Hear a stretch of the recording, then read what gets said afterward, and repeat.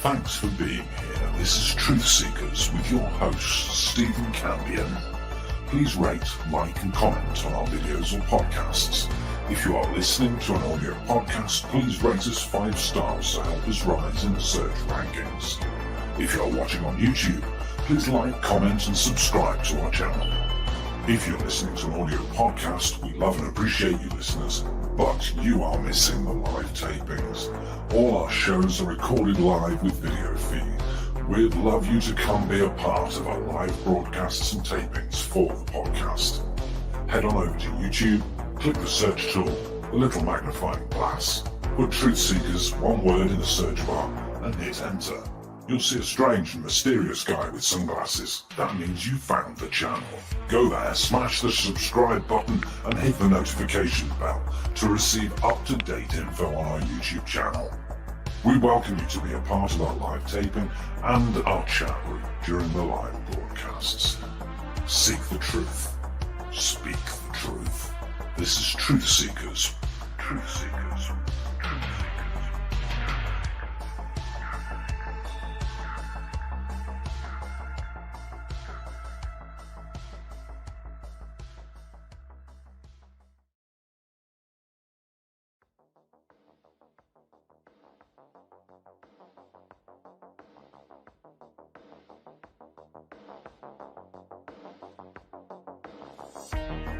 Truth Seekers is a viewer-supported show. Wonderful people like you who enjoy this show send pledges in the form of super chats, super stickers, super thanks, PayPal or Cash App. Instructions for how to help are in the description. You can also join our Patreon, and for as little as $1 a month you can get extra content. Patreon supporters get a backstage pass, early access to all our production videos before they are distributed publicly, Stephen Campion's music, private writings, a monthly show journal, and more. You can also become a YouTube channel member for $5 a month. A YouTube membership includes all of the Patreon benefits, plus a special members badge, priority reply to video comments, and the live chat, plus a monthly members-only video. We thank you all, kind and generous benefactors, for supporting Truth Seekers. Thank you for your generosity and support.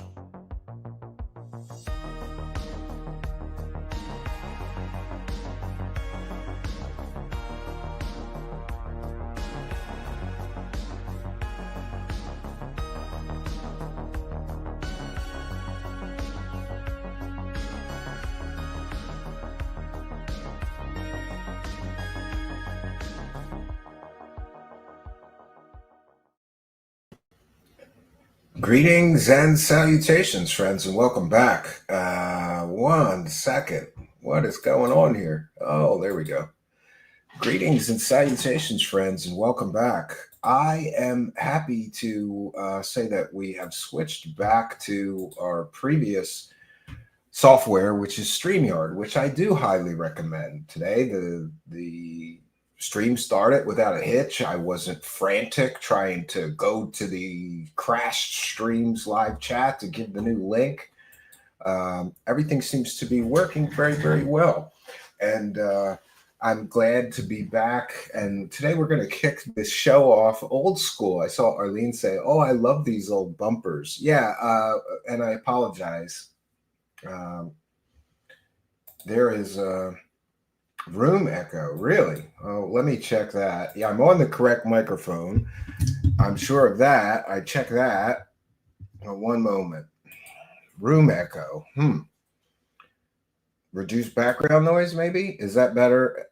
Echo cancellation.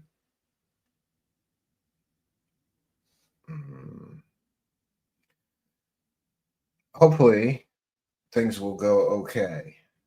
No echo here. Yeah, you might be got 2 windows open. I don't know. And Spooky, you know better to tell me there's a problem when there's not a problem. Sound is okay, Stephen. Good. And I apologize. We may have a few hiccups while coming back to the new system. I thought that this was, no, that's not the right one. That's not the right one. There we go. That's what I wanted. And I apologize. I may be a little rusty on using this software. Isn't it funny how we just get used to things? It sounds like you were streaming from a bathroom. Oh, well, I'm streaming from a very big room. That could be it. I don't know. Hold on one moment, friends. Let me check on something. If this is going to work. One moment.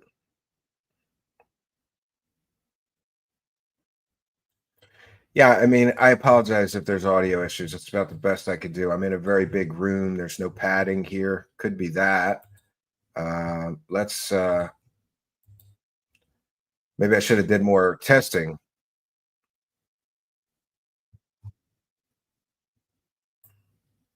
Everybody else, many people are saying it sounds good. Listen, we're gonna give you the show warts and all before this is not during a live show is not the time to troubleshoot. So many people are saying sounds good, sounds fine, no echo or reverb on my end. Yeah, I apologize then.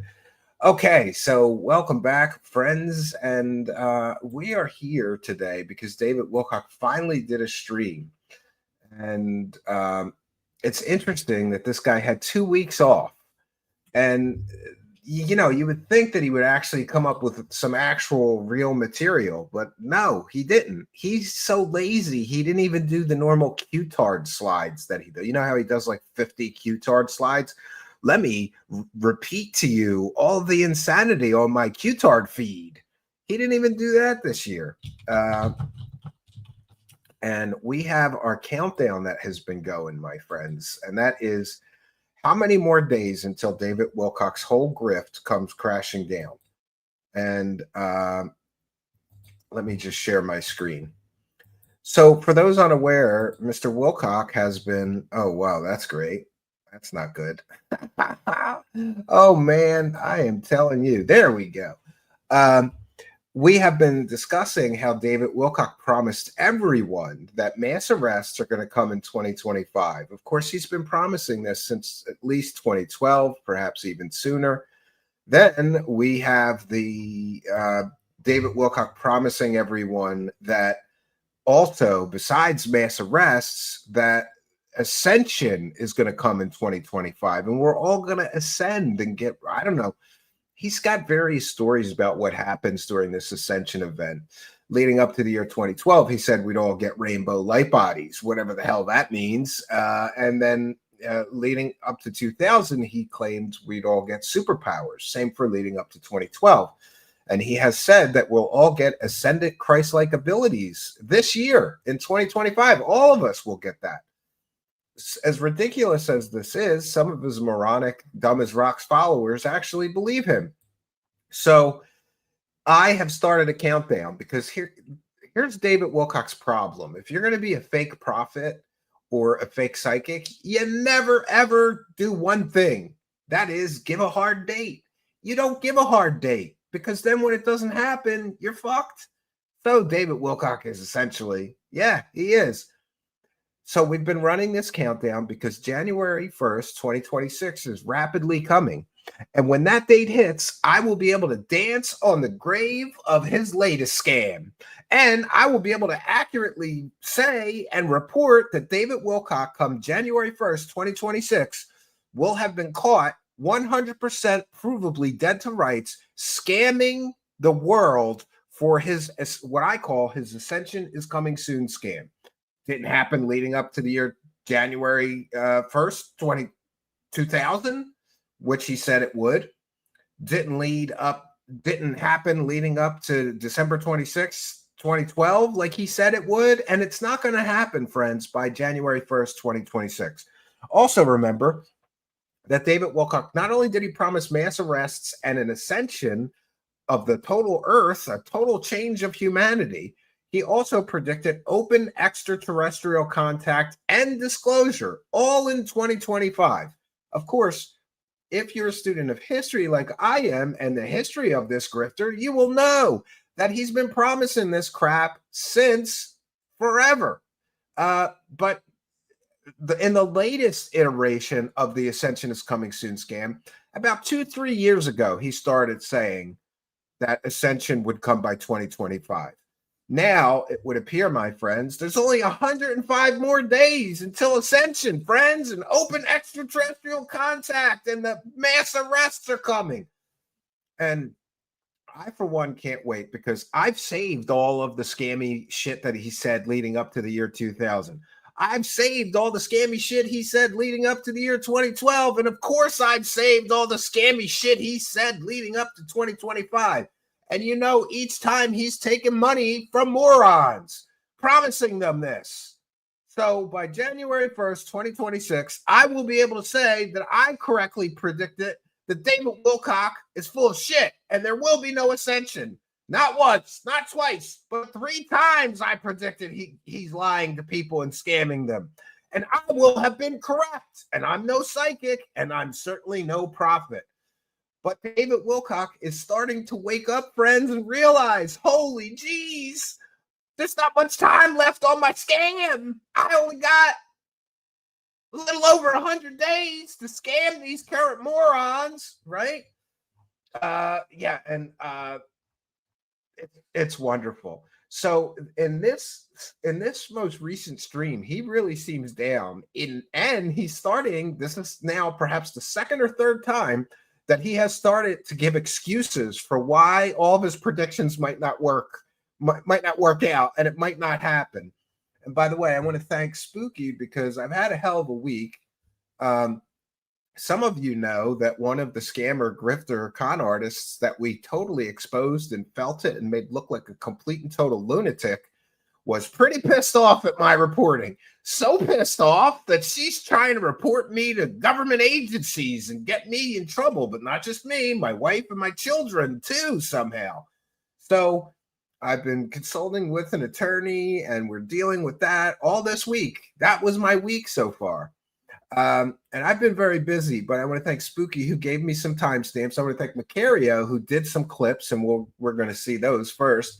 And also, I wanted to mention that I, unfortunately, due to these legal reasons, I can't really discuss that person and who's attacking my family. I can't talk about any of this stuff publicly anymore. But Spooky can, right? Up to a point. Right. And so listen, I'll be the first to apologize. I bust balls on any show and say any show with the title disclosure in it is a fraud channel or scam channel. But recently I was listening to myself, and I never do this, but I was at the cabin and we're doing this midnight hour marathon, and I'm listening to myself interview a lot of people like Grant Cameron and Stanton Friedman and a bunch of different people, John Ventry, UFO personalities, or what I would call UFO celebrities today. And I was remembering that I was once all chips in. I really thought the government is definitely hiding those aliens and disclosure. They're hiding the truth from us and all this stuff. So maybe I'm too harsh to some people, but in any case, there's a show called Total Disclosure, and Spooky, you can help with the link to the channel. Tomorrow night, Spooky will be there discussing this lunatic's fake psychic and the body cam footage that we were able to obtain that Spooky masterfully edited down from 7 hours to about 1 hour of footage. A cinematic masterpiece, if you ask me. And then I believe I don't even know where he got all the stuff because I had a hard time getting it, but I think they're going to be showing like the video of Sarah and her, the video of her with like the bathroom with the poop in the bathtub and stuff, and some other stuff, and discussing this crazy woman who is basically almost just killed people. Basically almost just killed 2 of her clients by administering very powerful hallucinogenic drugs she apparently knew nothing about. But it is what it is, friends. God, I'm going to get it eventually. Hold on here. There we go. All right. And I want to take a moment to thank some kind and generous benefactors before we even start. PPP's 600-pound gun just says praise the cash. And oh no, friends, I don't know where the I don't have any bumpers for the to praise the cash, so we're gonna have to improvise. How about that? Thank you, PPP 600-pound gun, for your kindness, generosity, and support of the show. It is much, much appreciated. And let me just scroll back, make sure I didn't miss any. For those unaware, we read every single super chat. We thank every single supporter for their support of the show. So if you send me a PayPal pledge during the show, we read it out. If you send me Kick support during the show, we read it out. Oh, and by the way, look at this. Look at this, friends. Scopely CFO is in the live chat. You Kick friends, I can now share your live chat comments right on the screen due to the change in software. So thank all you Kick supporters for being here.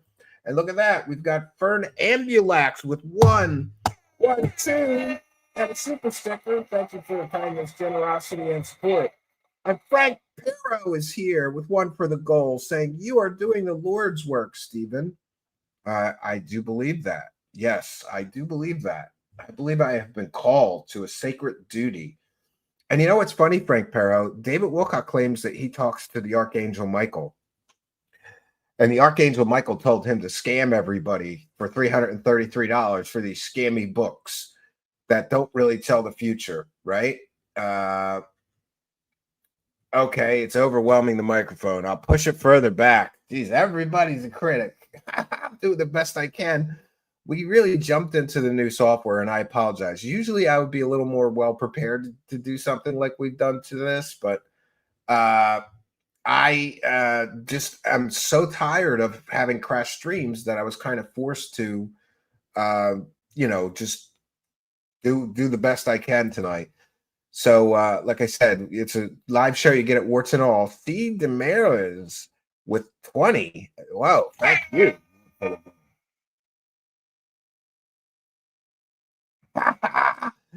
Steve Demaras says 105 days for him is probably like someone found guilty of a felony awaiting sentencing. Yeah, he seems very nervous. Okay, well, I'll know. Hit the thing and wait for it to stop, or I'll find something else. I apologize. Or how about I just scream something, right? Pick something for me to yell. God bless the goal, friends. Yes, God bless the goal. And Ray Gunner is over there in the Kick chat saying, "Let's go." When you sub over on Kick, does it show up in the live chat? I think it does. Then I can share your subs or gifted subs, I think, on screen. Scopely CFO is here in the Kick chat and says he's gay. That is right. Nice haircut. Do you know I am here's why I don't get a haircut very often. I have been living here for over 5 years. The only thing I miss from Philadelphia is my barbershop, my old barbershop, old Polish barber. Guy did a good job, and it was $5. Do you know where I live now? I live in a very affluent area in the suburbs. There's golf courses everywhere, and you can't get a haircut here for under $25 or $35. And even still, for years now, I haven't been able to get a decent haircut. Today, I finally found someplace. And you know what? It started off like, oh no, not again. I don't know what it is, but here, when you go into a barbershop in Philadelphia, you don't see any women. It's for men. There's a man barber. There's men sitting there waiting to get their haircut. And that's it. There's no barber shops in Philadelphia that there's female barbers, but I don't know why. Here in the suburbs, I've gone to 4 barber shops at least, and I walk into a barber shop. They got a pole out with the spinny thing and everything. It says barbershop. It looks like a barbershop. You look in the window, you see barbershop chairs and stuff. You go in there, and it's women. And this was news to me. I'm like, there's women barbers? What's this about? And so far, I've got at least 4 terrible haircuts from women barbers. And I always ask my wife. I end up with some kind of weird cowlick. And then, I do a live stream. I don't have time to take 15 minutes to gel down some terrible cowlick that they leave or something is going wrong. So today, there's a new barbershop that opened, the closest one to my house yet.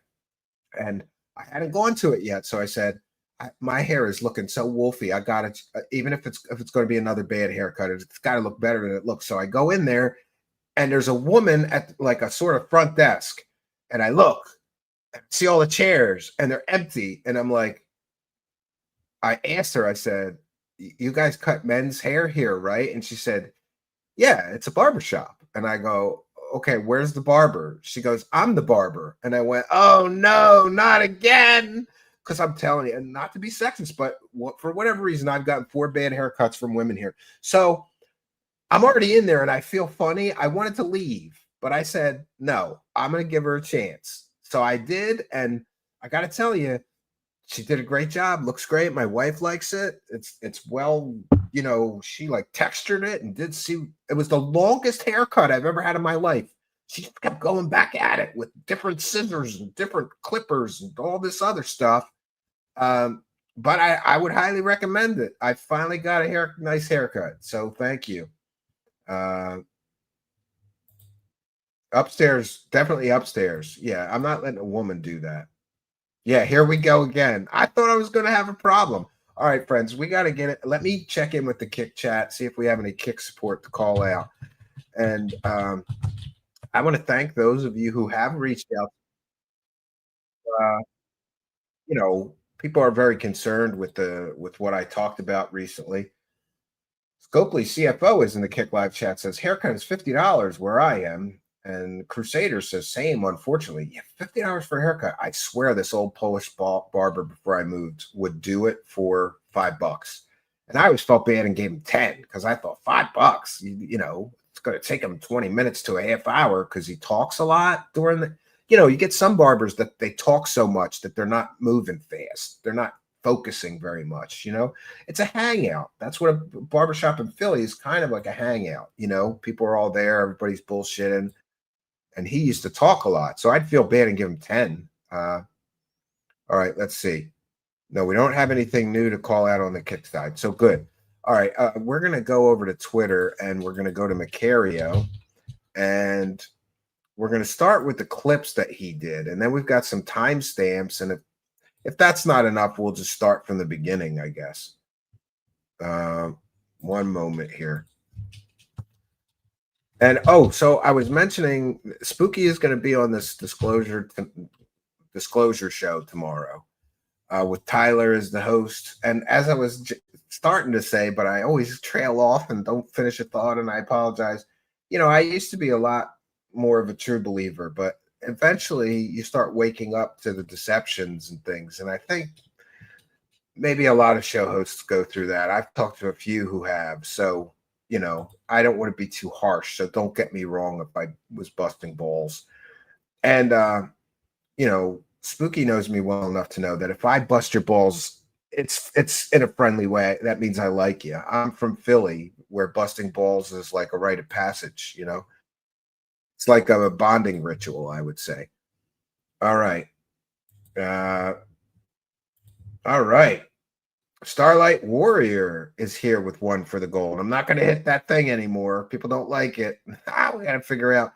He says, Starlight Warrior says, I am now subbed on your shorts clips with my new account Outfit, and I'm a member as well. Well, thank you for both. And we appreciate your kindness, generosity, and support of the show. So we thank you. Starlight Warrior has been a big new supporter for quite some time now, and we really appreciate that, Starlight Warrior. And thank you for not only Starlight Warriors sending me a super chat, subscribing to the Clips channel, being a member here. It's like the ultimate audience member, and we truly appreciate it, Starlight Warrior. Thank you for your kindness, generosity, and support.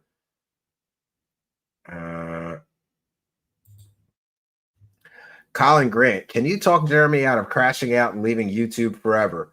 Well, he's experiencing a lot of the same harassment and problems that I am. So, it is what it is, like, I don't want to talk him out of anything. I mean, I like Jeremy. We've been friendly for a long time.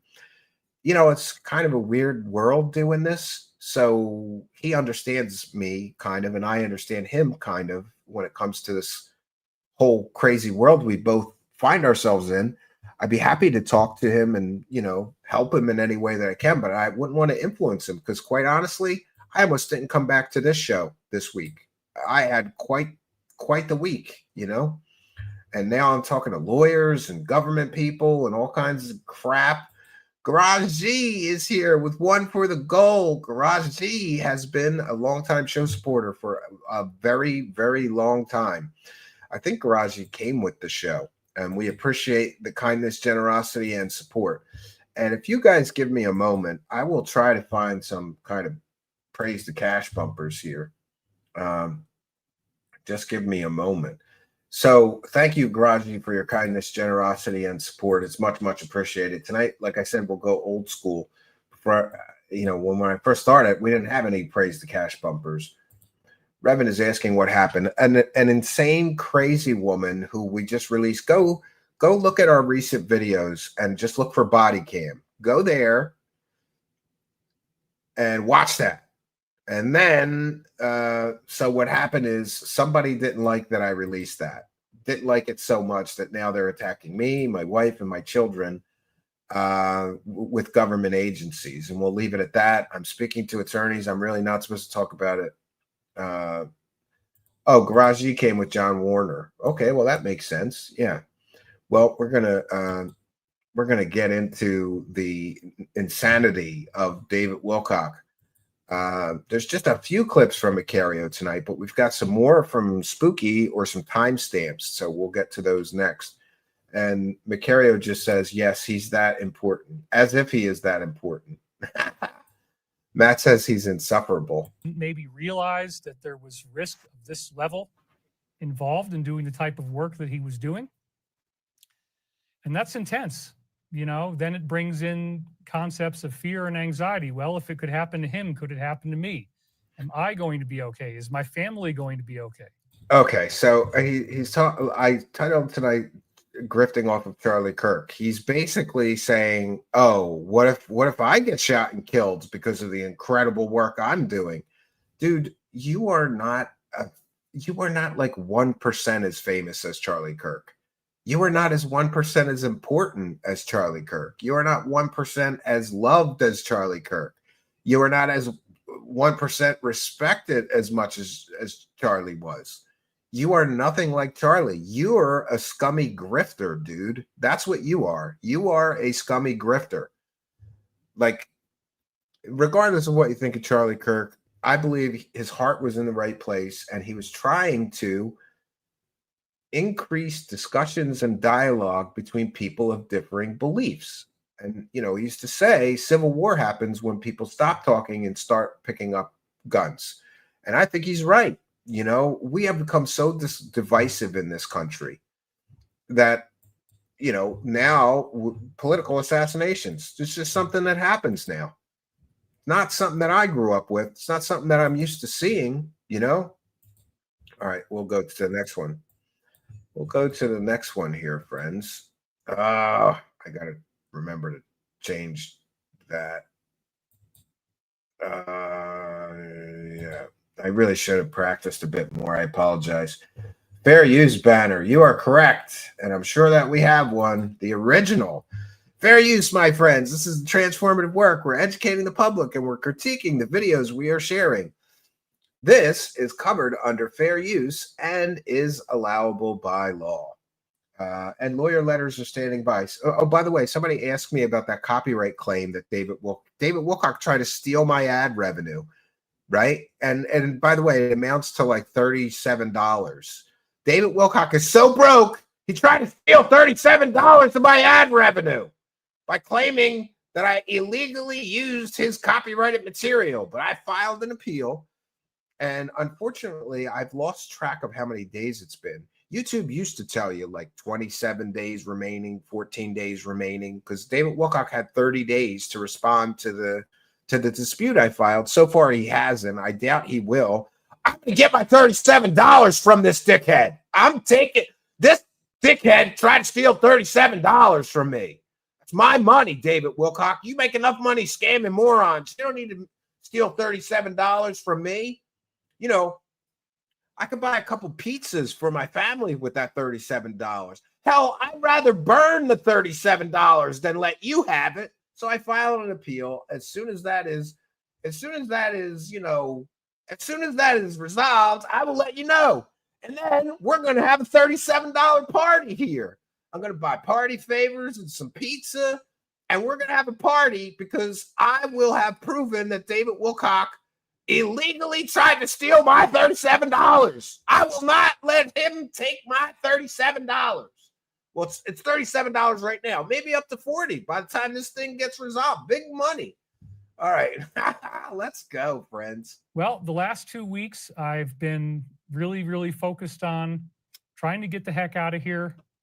And David Wilcock is such a pussy that he's desperately trying to get out of Colorado because he can't take the winters, even in a $2 million mansion with heat, modern heat, right?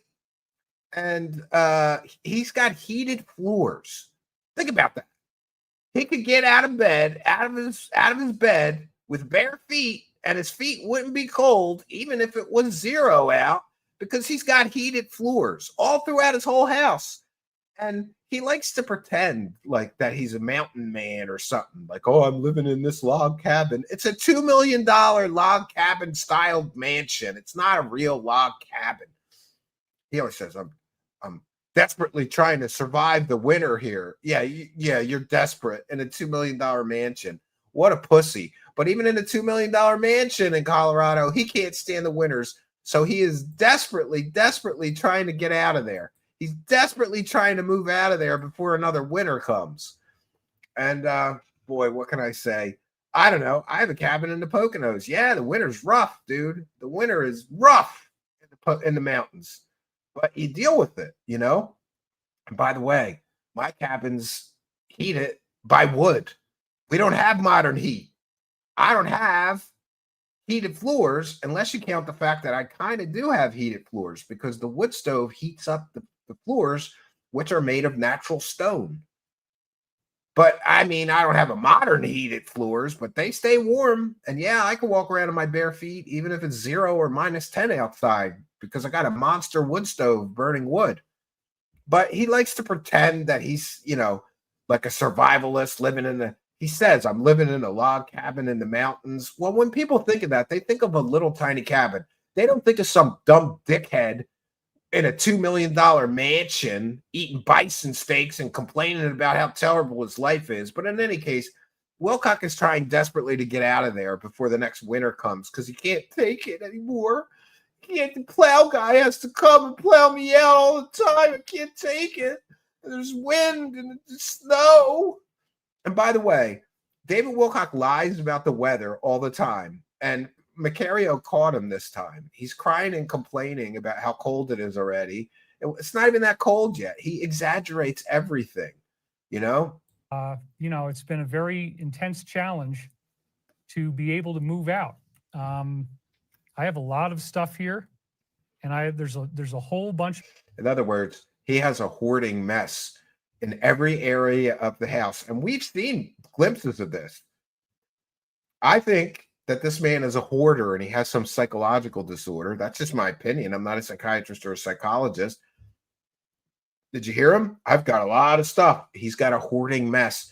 His house is also apparently, and his garage is infested with mice, and it has been for years, and he's done nothing about it of logistics until recently. Involved in this. Plus, I'm selling the house I have in New York. So that's something that this past week really predominated with my attention. Yeah, he's crying the blues that he makes $258,000 a year on YouTube, and it's just barely enough to survive. Meanwhile, he's sitting on a debt-free asset that he could get somewhere in the neighborhood of $250,000 to $275,000 for in the form of that house. I checked. Why didn't you sell the house 6 months ago and not drain your followers of every goddamn dime you could to survive, right? And apparently he's selling that house, and I guarantee that's not going to get him very far because his grift is going to come crashing down January 1st, 2026, and he's going to have to go away for at least 4, 5, 6 months, maybe a year. So I believe that's why he's selling that house, so that he'll be able to ride out the Cosmic Con shuffle. What's the Cosmic Con shuffle, you may ask? That's when a Cosmic Con artist like him gets caught completely and totally scamming people like he will by January 1st, 2026, when everybody knows he scammed everybody. No ascension will come, no mass arrests will come, and no open extraterrestrial ET contact will come. And if January 1st, 2026 happens and none of that shit happens, he's going to have to do the Cosmic Con shuffle. He's going to have to shuffle away for a little while. Hope everybody forgets that he got caught selling complete and total horse shit and scamming his followers for the third time in a row with nearly the exact same scam, the Ascension is Coming Soon scam. And then after 6 months to a year, he usually takes to do this, he shuffles back in with some brand new fake shit to sell morons and hopes that they just forget that he just got caught. That's called the Cosmic Con Shuffle. It's coming. It's predicted. I've been predicting it for a while now. It's coming, friends. We had some very intense things like COGS. The title had to be cleared with certificate of good standing, articles of incorporation. It got very, very intense, very, very heavy duty stuff. Yeah, and apparently David Wilcock is trying, allegedly, let me put it that way, allegedly, David Wilcock is trying to hide cash assets from the IRS. He himself has said he owes $1.2 million to the IRS. Hey, listen, David Wilcock, I'm not a tax attorney, though, so I could be wrong. He's free to correct me. But I don't believe when you're in debt to the IRS to the tune of $1.2 million or $1.5 million, I don't believe you're just allowed to sell a house and keep $250,000. Under normal circumstances, I think you'd have to give that to the IRS or at least a good chunk of it. So David Wilcock started a new scammy LLC, and he put the house in the name of the scammy LLC, and allegedly he's doing that to hide the money from the IRS. At least that's what people are saying. I don't know if that's true. So, you could take that as rumors and speculation. Take from this what you will. It's just been... David is truly having a hard week, says Macario. The process of trying to get the heck out of here. I mean, our weather, by the way, has already fallen over the cliff. It's 52 degrees outside, and he's complaining about the weather. Dude, that's just hoodie weather. That's not even coat weather yet. At least for me. I mean, I don't know. I have a cabin in the Poconos. I wear a hoodie until usually after either mid-November, if it starts really dropping down to 40 and 30 at night, I would wear a sort of a jacket or a coat outside. But most of the time, up until Thanksgiving, I would generally just wear a hoodie. And you've all seen the hoodies that I have. One says, "Life is better at the cabin." My wife gives me these hoodies. It's 52 degrees, dude. What kind of a pussy can't hack 52-degree weather and starts crying like a little bitch? We're already into the winter season again. Winter? It's not winter. It's not even fall yet. Do you know fall doesn't come until Monday, David Wilcock? It's not even officially fall yet. You're saying you're into the winter season? It's 52 degrees outside. And by the way, I checked the 10-day. It was 60 the day after this broadcast or something like that, 58. I don't know. What is he crying and complaining about? Why is he such a pussy? I don't know. No more sun for the most part. No more warmth. And I'm like, 52 degrees is warm. And you know what? Also, you always have to remember, too, that everything is relative. What's a 52-degree day to an Eskimo or somebody that lives in Alaska? That's summer to them. Wilcock is a baby, says Stormcrow. He is a spoiled, rotten little brat. you know what? We got to get this done. And it's challenging. It's challenging to be able to do a show this week and juggle all these other things that I got to juggle at the same time. And if I don't do a show, then I lose my normal income, which also creates problems. So yeah, it's a very challenging threat matrix. But on the other hand, it's a challenging threat matrix. He's navigating a challenging threat matrix, friends. Come on. My God, this guy is such a wimp. Philip Alexander, no offense. I think David is a cool guy, but you can map out the stars on that forehead. Maybe that's a compliment. Okay. Why would you even read that? Why would you even read that? It's like somebody coming in my live chat and, call me one-eyed Willie or something, right? There's nothing you can do about your physical attributes, though. The hairline is worse. Yeah, it's getting worse. It keeps getting worse.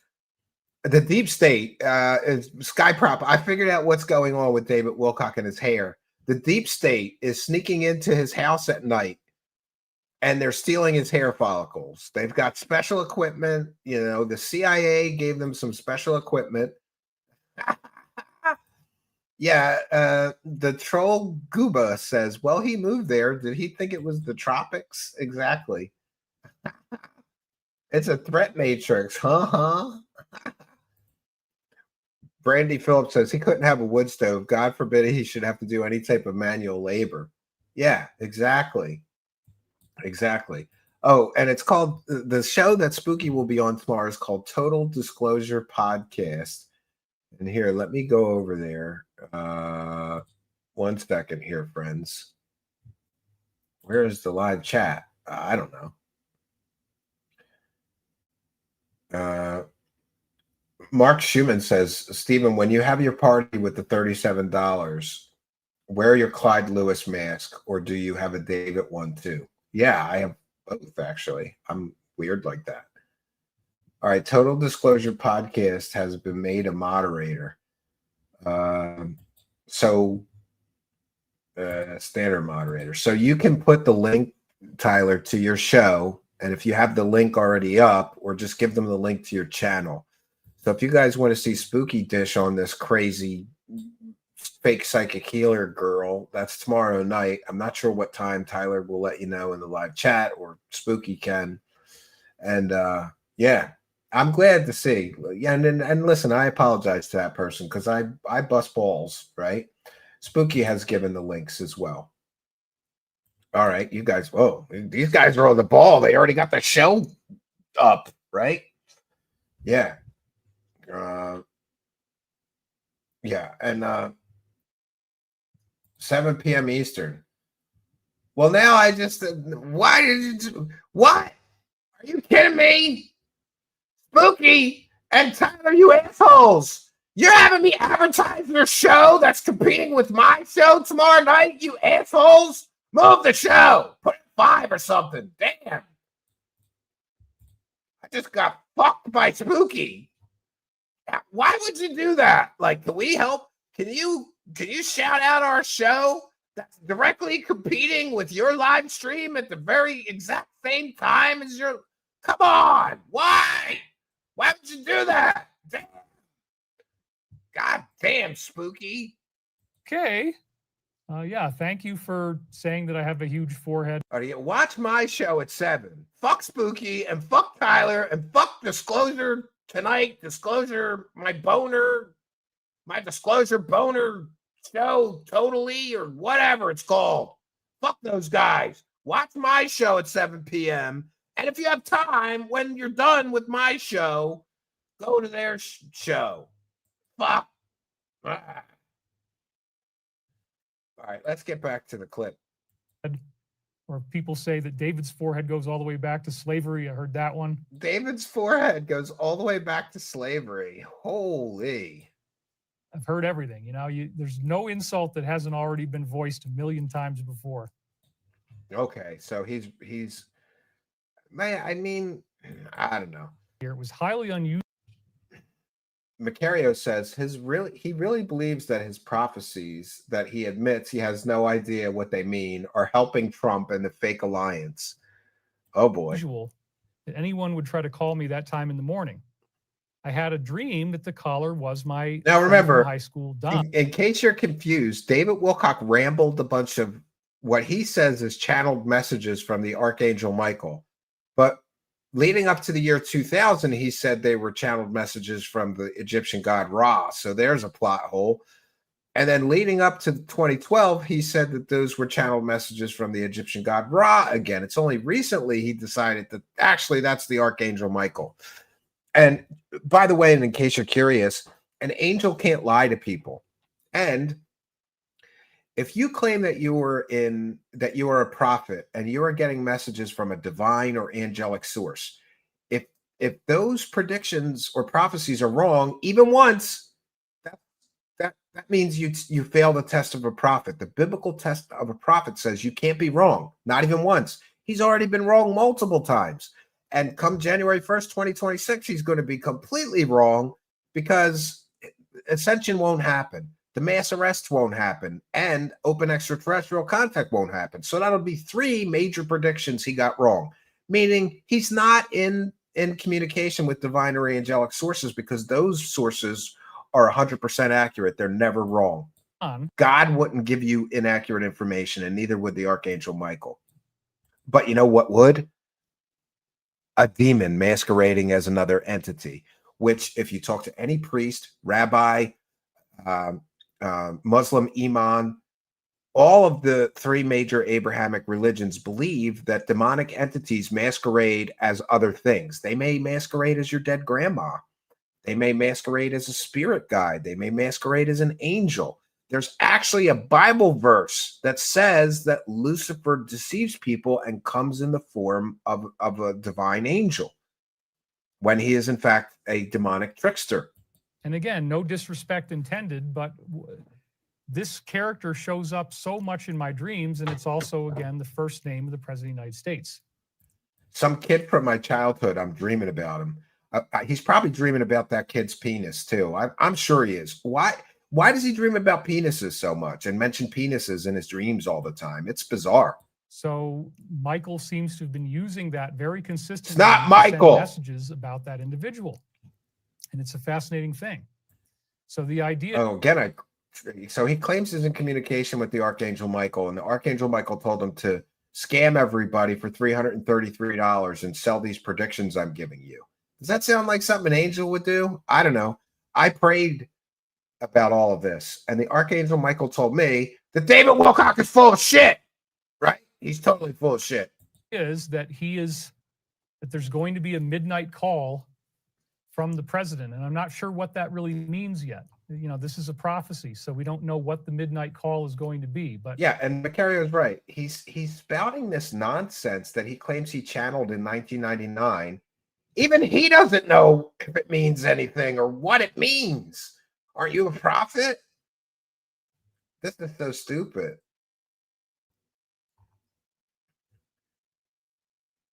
JJ says, I can't get past hearing his cotton mouth as he's speaking. It drives me insane.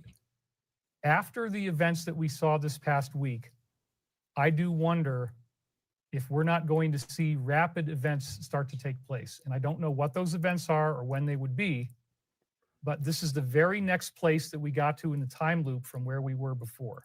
Aren't you a prophet? I don't know what's going to happen or when this is going to start. Well, then you're just guessing. Who cares? So in this dream, he was using a calling card to call me. So I believe this is prophetic of the help that I've been giving to the Alliance. And also, again, very likely, the calling card, it could be that there's something getting ready to happen that's going to really wake people up in the middle of the night. You know, that this is a prophecy of something that kind of shocks us, and something that the president is going to be saying or doing that will come in the near future. I don't really know what it is. How vague could he possibly be? I don't know when this is going to happen. I don't know what exactly is going to happen, but it is coming in the near future. Could be something the president says. Could be something the president does. Could be something very shocking. Are you retarded, David Wilcox? Are you literally retarded? Donald Trump said something shocking every day. How vague of a prophecy or a prediction could you possibly? You couldn't make this more vague. You couldn't make it more vague, right? Badge with the comment of the night so far, and thanks for putting a smile on my face and a laugh on my lips, Badge. Badge says David couldn't channel TV with a remote control. Oh no, this is bad. This is bad. David Wilcock is crashing out. But again, that's why it's prophecy. Prophecy is partly revealed, partly unrevealed. You don't really know what you're going to get. No. The best prophecies are very, very clear. Like the prophecies predicting the coming Christ. There is numerous biblical prophecies that predict the coming Christ. And while some may argue they are somewhat vague, they are very direct and easy to, understand. I don't know. I don't get this guy. I don't get why he has such a huge following. It makes me sad because it's just, to me, it confirms like how stupid people are, right? Like, how dumb could you be? Also, I had massive car trouble with the dead battery, the Macario says, wait a minute. If you put out food for a certain type of animal, it can attract other animals. Oh my God. So if I feed turkeys, it could attract mountain lions that will want to eat those turkeys or bears. He is an idiot. He left bags of food open in the house and didn't think something might smell it. Feeding a moose apples might attract even larger animals. People give this idiot money. As dirty as his house is, he has to have bugs too. All right, let's hear it. Also, I had massive car trouble with the dead battery, the alternator, and mouse infestation. This is why I had to stop feeding the animals outside because, again, you don't want to put out food for birds because if you do that, you're also feeding other things. And so it took him 5 years living in the mountains of Colorado to figure out, if you put out, I would really like to feed birds at my cabin, but I don't because bird feeders attract bears and I have children.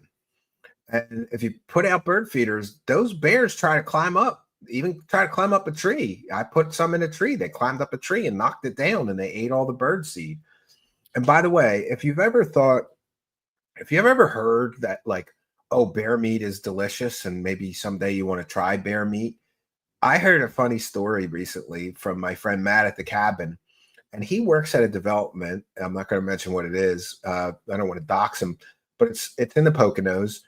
And he told me that the bears are so bad at that development. They have all these dumpsters there. The bears climb in the dumpsters. And do you know what their favorite thing in the world is in these dumpsters? Dirty baby diapers. They rip open the trash cans, they get the baby diapers, and they eat the human feces. That made me say, I will never eat bear meat. And apparently that's very, very common. But it took this guy how long? Yeah, Garaji says, what do you want to bet the Department of Natural Resources showed up and gave him a warning for feeding wildlife? So now he's suddenly stopping. Yeah, for those unaware, David Wilcock was under criminal investigation for feeding moose. The moron was doing it right on it's a criminal investigation that they opened into him. So he's running around telling people I'm a criminal and a Satan worshiper and a terrorist and I'm stealing money out of his bank account. Hey, David Wilcock, there's no open criminal investigations into me, but there was one into you by the Department of Fish and Wildlife or whatever. Clydesdale is back. Now it is a party. Glad to see you over there. And Clydesdale, I can now share the Kick live chat and my rest of my chat will pardon me if I share a lot of Kick chat on screen tonight because we couldn't do that before. Crusader Pengu is there in the Kick chat as well. All right, let's see what else he says about it. I think that the speculation is probably correct. I think maybe the Department of Wildlife showed up and they said, why are you feeding moose? Why are you feeding wildlife? Thankfully, I've been able to clean up the garage. I've been able to clean up the house. And by not putting the food out anymore, we've treated the infestation almost completely. There's still a little bit of stuff going on. He said his whole house and his whole garage was infested with mice. And he said that many, many times. And, not for nothing, I was an exterminator for a little while. You're not getting rid of an infestation that quickly in a week. It's going to take, I don't know, depending on the level of infestation, it could take a month or two. And you got to go there once a week and, set traps and put out the poison, block and glue traps. And I saw some pretty nasty shit while I was doing that for a very short time. And I decided that was not the career for me because all day long you're just like crawling in people's attics and basements. And what really did it for me was the hornets and yellow jackets and also the rats. Like the mice didn't bother me. The The roaches didn't bother me. The bed bugs didn't bother me. But what really bothered me was the rats. They're nasty. I didn't want to do that every day. It's like, and also there's some things in Pennsylvania, like, for example, if you get a wildlife call, like, oh, there's raccoons here and we want to get rid of them. You have to catch the raccoon, and then you're not allowed to relocate it. You just have to kill it. And also what really did it for me is that there was a lot of rich people that lived in forested areas that would call us and want us to kill all the chipmunks and all of the squirrels in their yard or in their property. And they had big 10-acre properties. So you can imagine that's quite an undertaking, because you can kill a bunch of squirrels and chipmunks and then a new batch will show up. And I didn't feel like morally okay just killing a bunch of wildlife because some snobby people who live in the woods didn't want to have squirrels in their yard. Like, I didn't feel good about that. Badge says, if you attract mice and cockroaches, their turds will attract the Pleiadians. Then it gets dicey. Well, for sure. Yeah. They're not going to come back because the mice don't have anything to feed on. So, the physical he really is stupid. Mice will eat anything. They will eat the glue in paneling, behind paneling. They will eat insulation. They chew on anything. With the vehicle has different levels, and that's one of them. Oh no. Poor David. Mouse infestation. Again, most of it has been cleaned, and we're just working through it a little bit at a time. Can't do that. Macario says no one should buy that house. There's probably critters in the walls. Yeah, and the other thing is that it's very dangerous health-wise to have mice, or especially rats, but mice too. It's very dangerous. They carry diseases. They can infect people in the house with a lot of weird shit. You could get sick from their droppings being everywhere. And I mean, I've seen it. They will like get inside like a everything. They'll get inside a bag of sugar or a bag of flour in your pantry and shit all in it, and you don't know it's in there or whatever. It's dangerous to have an infestation like that. It's dangerous to people's health, So hopefully he'll be smart enough to actually hire a professional exterminator to take care of it for him. But I got to tell you, it's very pricey. If you got a big infestation, it's going to cost you at minimum $500 to $1,000, because the exterminator is going to have to come back 10 times until it beats the population down and finally gets rid of the problem for you. But it's good. I'm happy that I've gotten the problem identified, that, okay, it was fun to feed turkeys, but you really can't do that. Yeah, Fish and Wildlife let me know. You know why your house is infested with mice? Because you've got bird seed everywhere, you moron. If you want to have your house be clean up here, and the results are immediate. I mean, it's like within 1 or 2 days, they just all the signs of activity pretty much stopped. I saw one tiny example that one of them is still hanging around, but definitely it's gotten a heck of a lot better. Oh, he's only got one. Come on. Up here you got. If his house and his garage were totally infested, there's no way he's only got one mouse. And here's a general rule of thumb I learned as an exterminator: if you see one mouse in your house, you have 10 mice. Not always, there could be an isolated incident where only one mouse, a sole mouse, gets into your house. But usually, if you start seeing a mouse or two in your house, you've got a lot more of them that you're not seeing. They're in the walls, they're in the crawl spaces, they're in the attic. It's just one of those things. Got to take that seriously. He doesn't want to take it seriously. Well, you should. I mean, it's a health hazard, Wow. Shortest bunch of clips for Macario yet, but we're still happy to get him. Thanks, Macario. Can you play some of the tapes? Well, we probably won't do that because they're very slow and I'm usually whispering. Yeah. David Wilcock, his followers have been asking to hear these tapes, these mythical tapes he claims he recorded in 1999 for years now. He always refuses to play the tapes. Many people have speculated that there's nothing on the tapes. They're just a prop, and he says that he channeled bunch of nonsense, right? Macario says the tapes are blank. He just makes slides for whatever he needs for the week. Nothing was recorded or written down in 1999. I mean, I can't say I disagree with Macario here. And Zanzibar says he could just make the tapes today, pretend it's 1999, and predict Charlie Kirk's murder. Real lack of vision on his part. And Macario says 100% that what he does with the slides. That's what he does with the slides, but he's just too lazy to record tapes. Yeah, he's a lazy grifter, man. He's a really lazy grifter. I want to thank you guys for showing up today. 2 hours, 27 minutes, 59 seconds. He was scared to say too much about the past couple of weeks. People in the chat were asking him to say who really killed Charlie Kirk. They wanted him to say the small country. All he did was ramble about nothing, saying even less than usual. In the end, saying how he is tired and needs to rest. He only works 1 day a week, and he just took 2 weeks off, but he's tired. Suffer, David Wilcock. Suffer. You are getting felted over and over again. I want to thank you guys for showing up today. I want to thank you for being a part of this show. Why did we not do any of the other posts at the end? Again, because of Michael's direct request. Yeah. So David Wilcock normally makes like 50 slides of Q nonsense and shares it with his moron idiot followers, pretends that like it's something important. But we all know that Q-tard posts are just hopium nonsense. It's fantasy. Like every normal, rational person knows that by now. And you know, I used to have somebody in my family that was a total full-on Q-tard for years, and they finally gave up and admitted to me.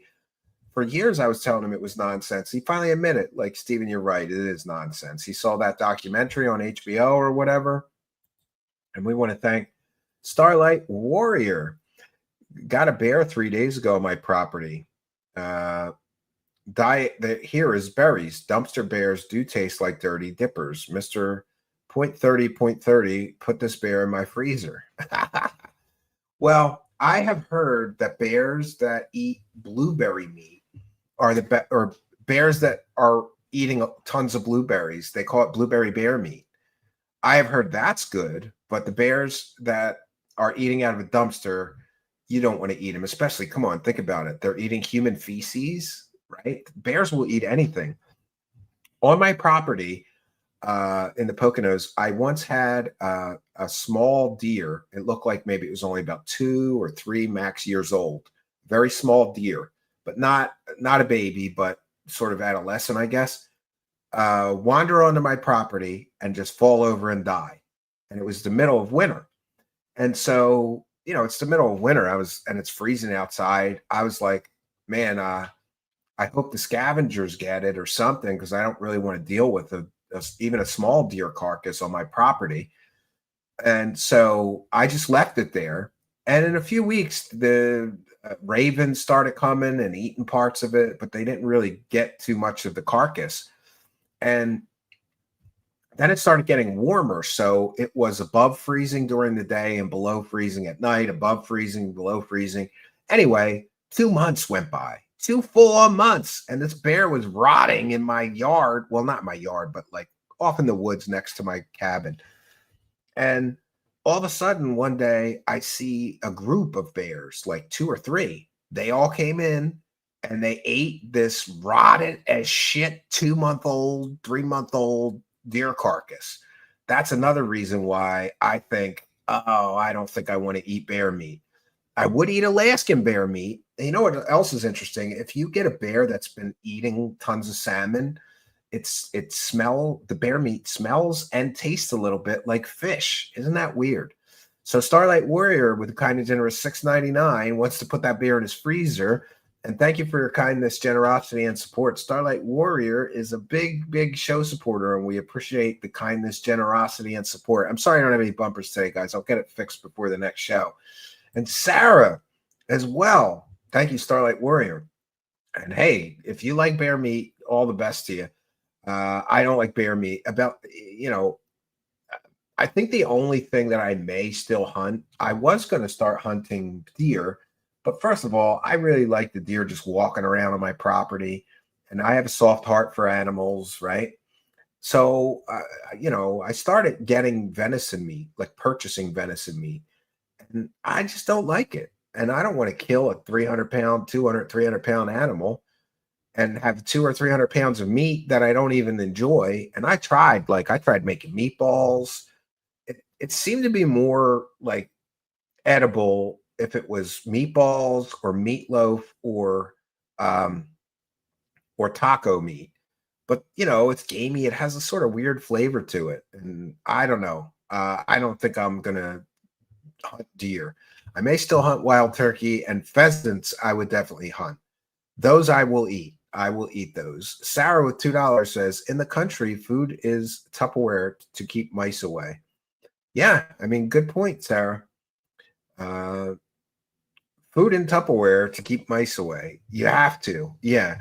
And we do that. We don't, like, in other words, Sarah, at my cabin, I don't just put a 5 pound bag of sugar in the cabinets. I put it inside a container so that they can't get into it. And the same thing with the flour. And I just had mice. I had yeast packets. They got in and started eating the yeast packets. They will eat anything in the pantry they could get to. So it's best if you put them inside a hard shell container. And thank you, Sarah, for your kindness, generosity, and support. Much, much appreciated. I see some comments from me. I thought I saw. Oh, yeah. Ray says, yeah, but the Q-tard stuff is spreading through the UFO community, and somehow most don't see it for what it is. Q nonsense. You are correct. Yeah.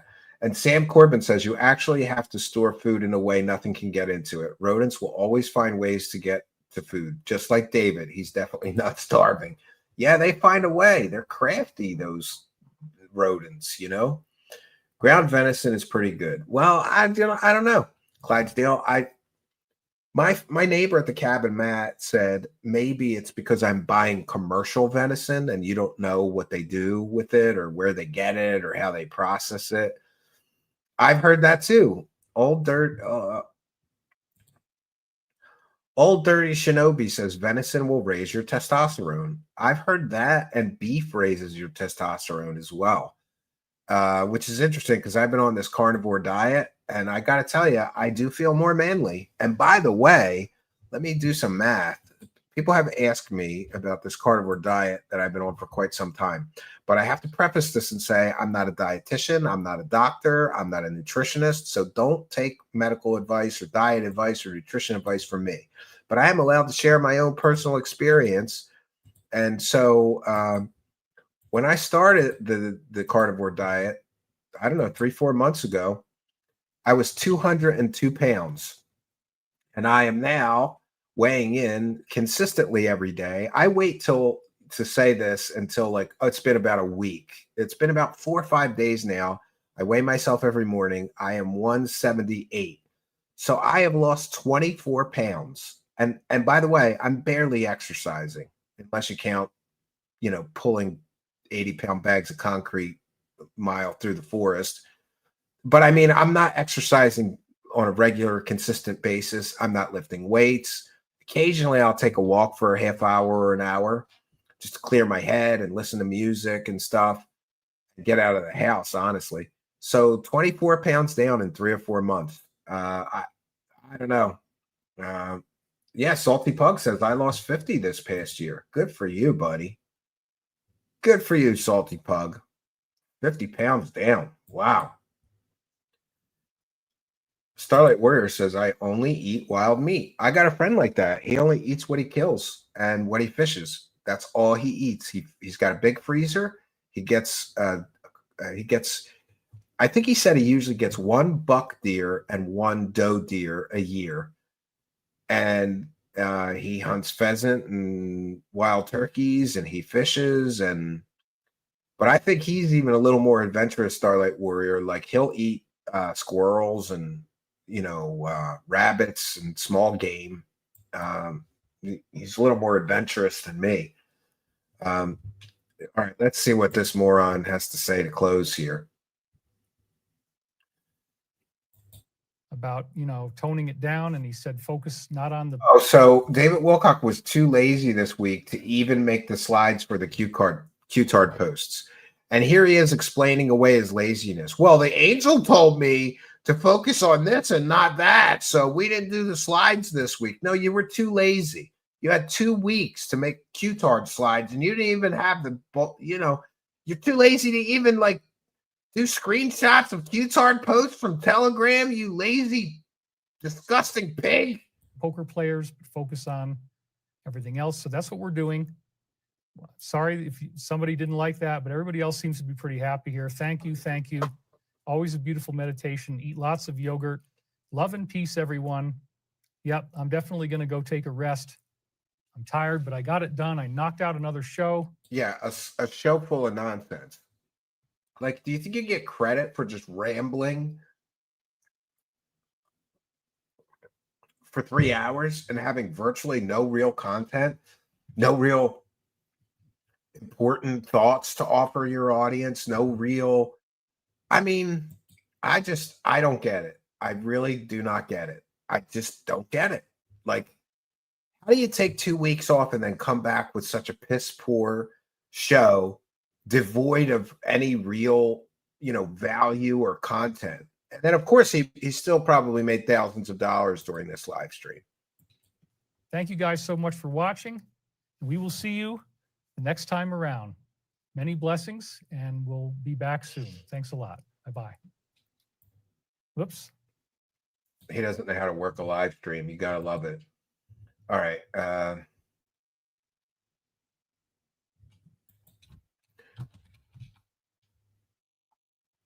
Let's see here.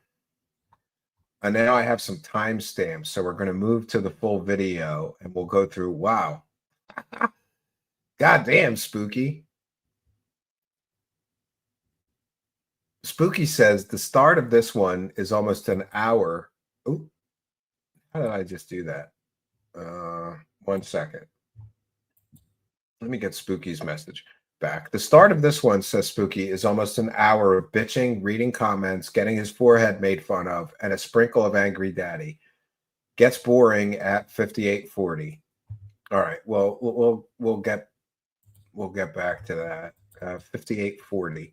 And thanks, Spooky, for the. I've been so busy this week. I want to thank Spooky for the assistance. 58:40. We'll just go from 58. We'll share that tab. And again, this is fair use, transformative work. We're educating the public and critiquing the video we are sharing. Ancient times, this idea of a mass contact, it's not uncommon. And the concept that our world is going to experience an awakening. Sure it is. So I'm very excited about this Comet 3i Atlas because, here we have this notable Harvard professor. It's not notable. He's a whack. Wait a minute. For some type of mass contact or disclosure event. So here it is right here. This is the original thing that he wrote on Medium. The visionary letter from Congresswoman Anna Paulina Lugo. All right, I apologize. Regarding Comet 3i Spooky Atlas still assisted. by Dr. Avi Loeb. Those aren't Spooky's This notes, is what it so I says down apologize. there. I'm urging NASA to extend their Juno mission to study the interstellar object. Yeah, and by the way, the only person on Earth that is a scientist that said that this might be aliens is basically Avi Loeb, who's a complete and total lunatic nutbag, right? So when he says a very reputable scientist, he's forgetting that guy's been a grifter for like 5 years now, selling books, fake books. He's the one who sold the fake book that saying Oumuamua was an alien spacecraft.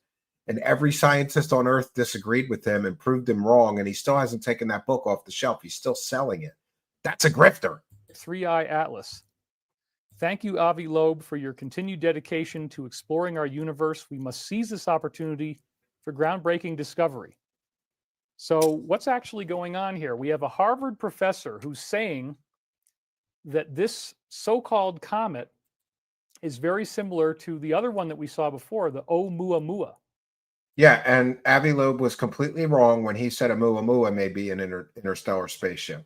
He was proved completely wrong by every astrophysicist, every astronomer, and a lot of physicists on Earth all said he was completely and totally wrong.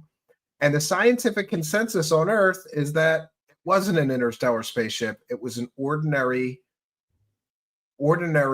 natural object. In that, but hey, quote a completely unreliable source that was 100% wrong the last time. But then throw that in that he said that the last time and forget. Why are you forgetting to tell everyone, David Wilcock, that he was completely and totally wrong the first time he made these outrageous claims? Now he's making them again about this object. So chances are he's probably going to be wrong about this object there, Mr. Wilcock. it is cylindrical. There's various qualities that it has that suggest that it's cylindrical, that it could be perhaps about 12 miles long, I think is what they're saying. And it has unusual brightness characteristics. And it also is steering on a very, very direct course right into the middle of our solar system, almost on an intersect course with the planets, which suggests it's under intelligent control.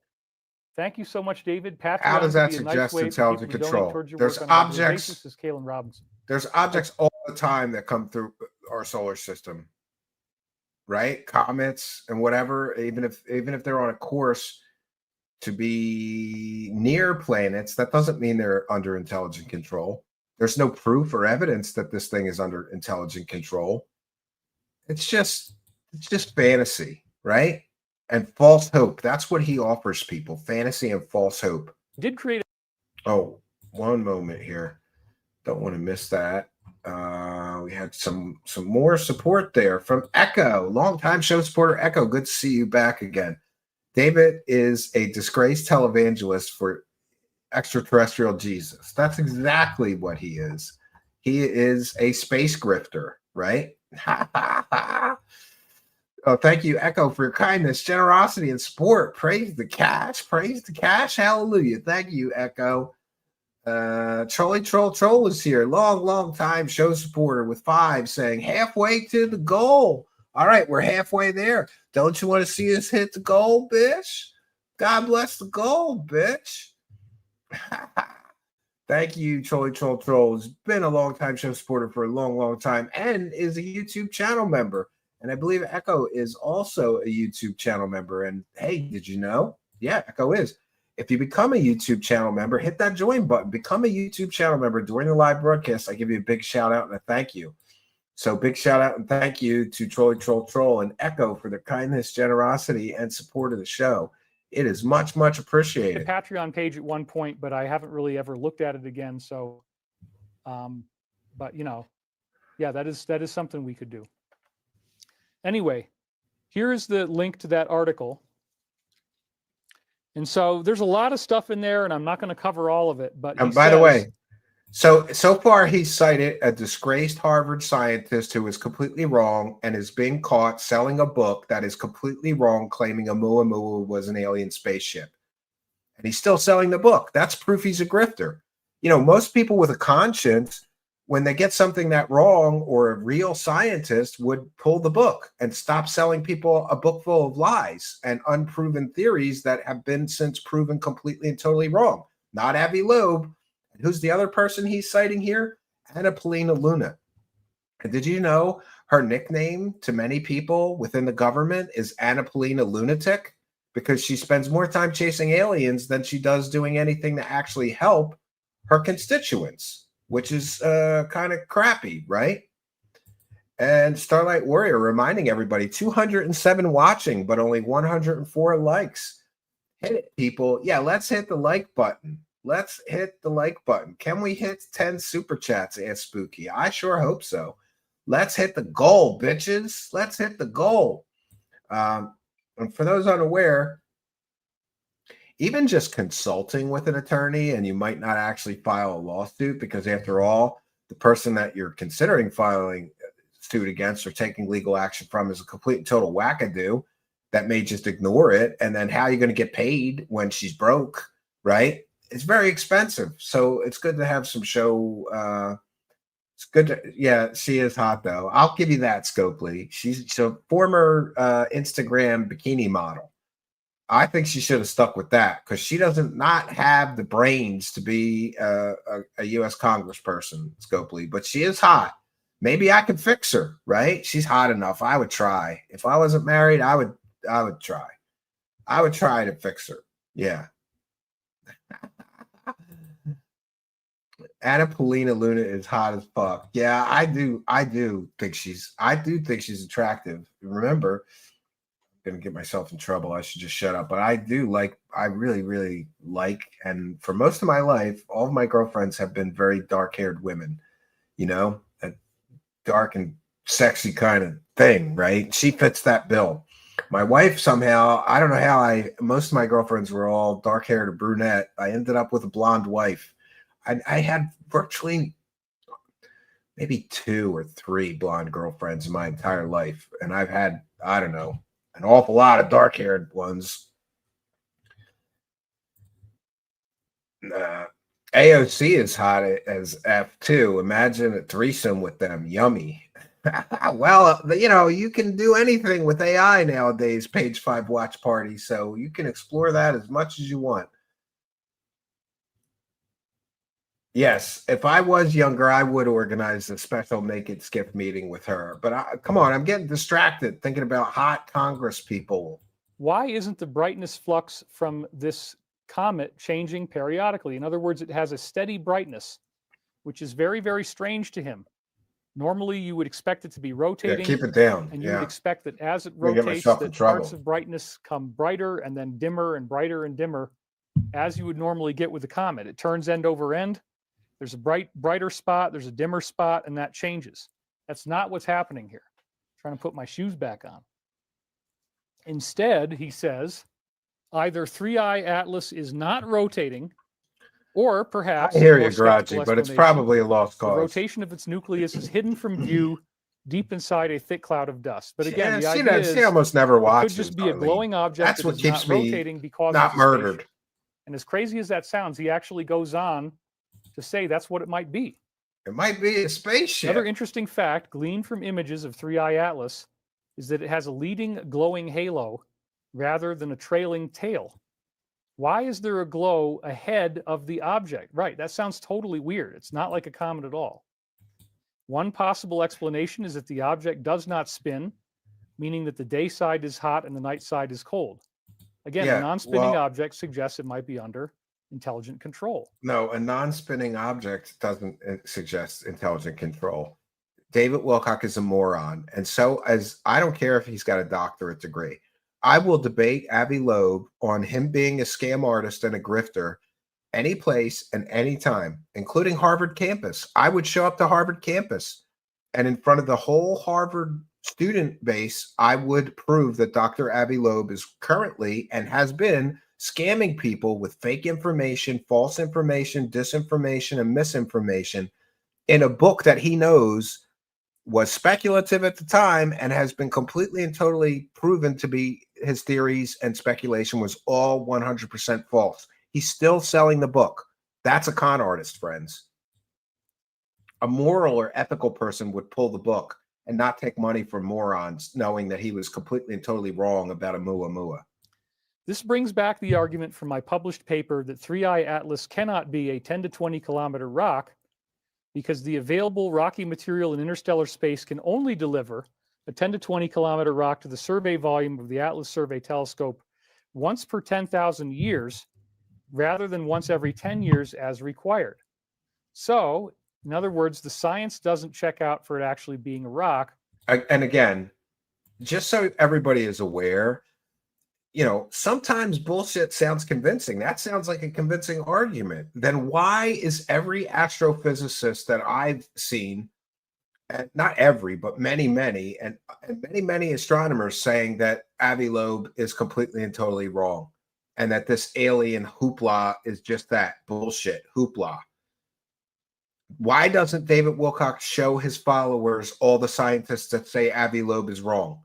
Why doesn't he show his followers all the scientists that said Avi Loeb was already wrong about a Oumuamua?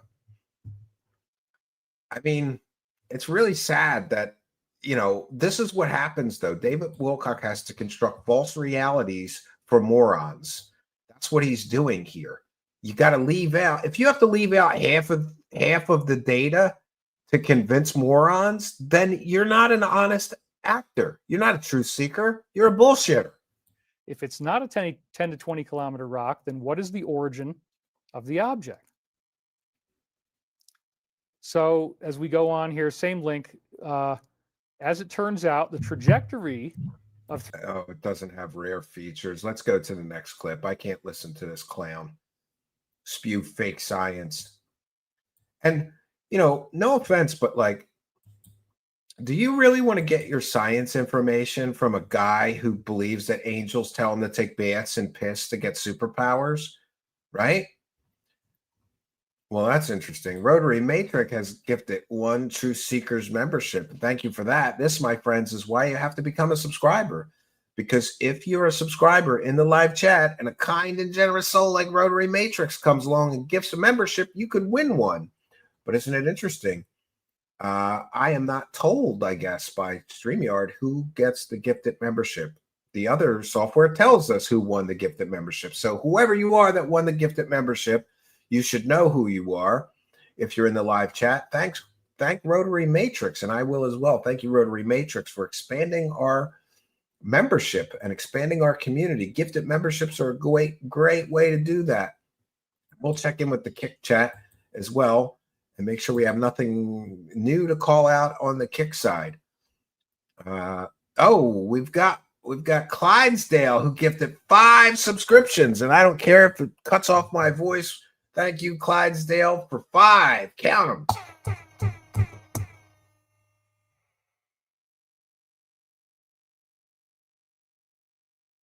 Five gifted memberships. Thank you, Clydesdale, for your kindness, generosity, and support of the show. It is much, much appreciated. We love the Kick support, friends. It's like getting an extra paycheck every month, and God knows, couldn't you use an extra paycheck? Imagine if next month, even if you would normally get 4 paychecks in the 4 weeks of the month, if somebody came along and said, you know what, you've been working very hard, so we're going to give you a 5th paycheck for the month. It's awesome. So thank you guys for the Kick support. It is much, much appreciated. And Clydesdale is here and says, Haza. Yes, my friend. Sam Corbin says, for my divorce, I had to pay a $10K retainer. Lawyers are not cheap. Granted, I got most of my money back from the retainer.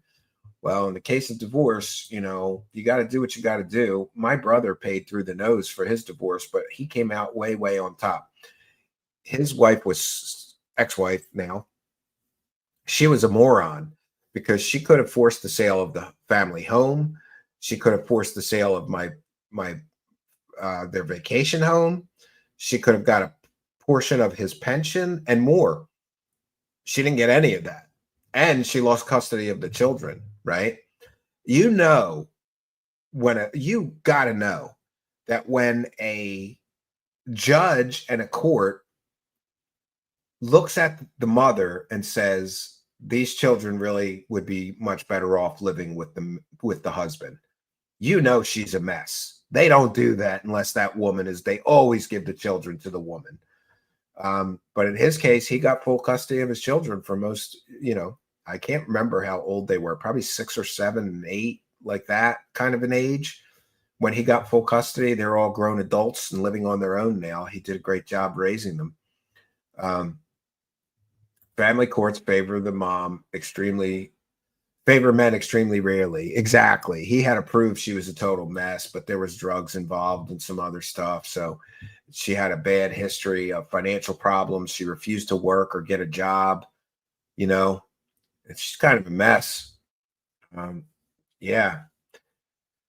All right. Let's go to the next sort of clip here. We have let me see what this one is about here. He kind of forgets that he hasn't streamed in a few weeks and says some stupid shit. We'll see. Science, calm scientist. So go within your soul, says Daphne Cavanna. The answer will be there. Atlas is another happy being. Our raised consciousness will not allow negative outcomes. Blue Beam will try to intervene, but it won't happen. Well, we don't really know anything yet. I'm just pointing out that I did hear about scenarios like this from my insiders. Yeah, so right. It's not that it's fake government insiders. Not that different from stuff that Which fake government insider told you that? The Corey Good, the fake secret space clown who admitted under oath he'd never even been to space, was that the guy? Or was it the court-martialed PDF file that you were using before Corey Good? Or was it the senile old man, Pete Peterson, who claimed he worked for Ronald Reagan, but I proved that he never did, whose education was fake? These are the quality of his government insiders. It's kind of a joke. Was told, and you know, it's a very, very fascinating thing to consider. Mom usually gets the children. Absolutely. So anyway, we're going to now David's insider is the moose outside. This whole section of the readings, because this is like a very, very exciting part of the show. No, it's not. This week's Michael readings are again extremely prophetic.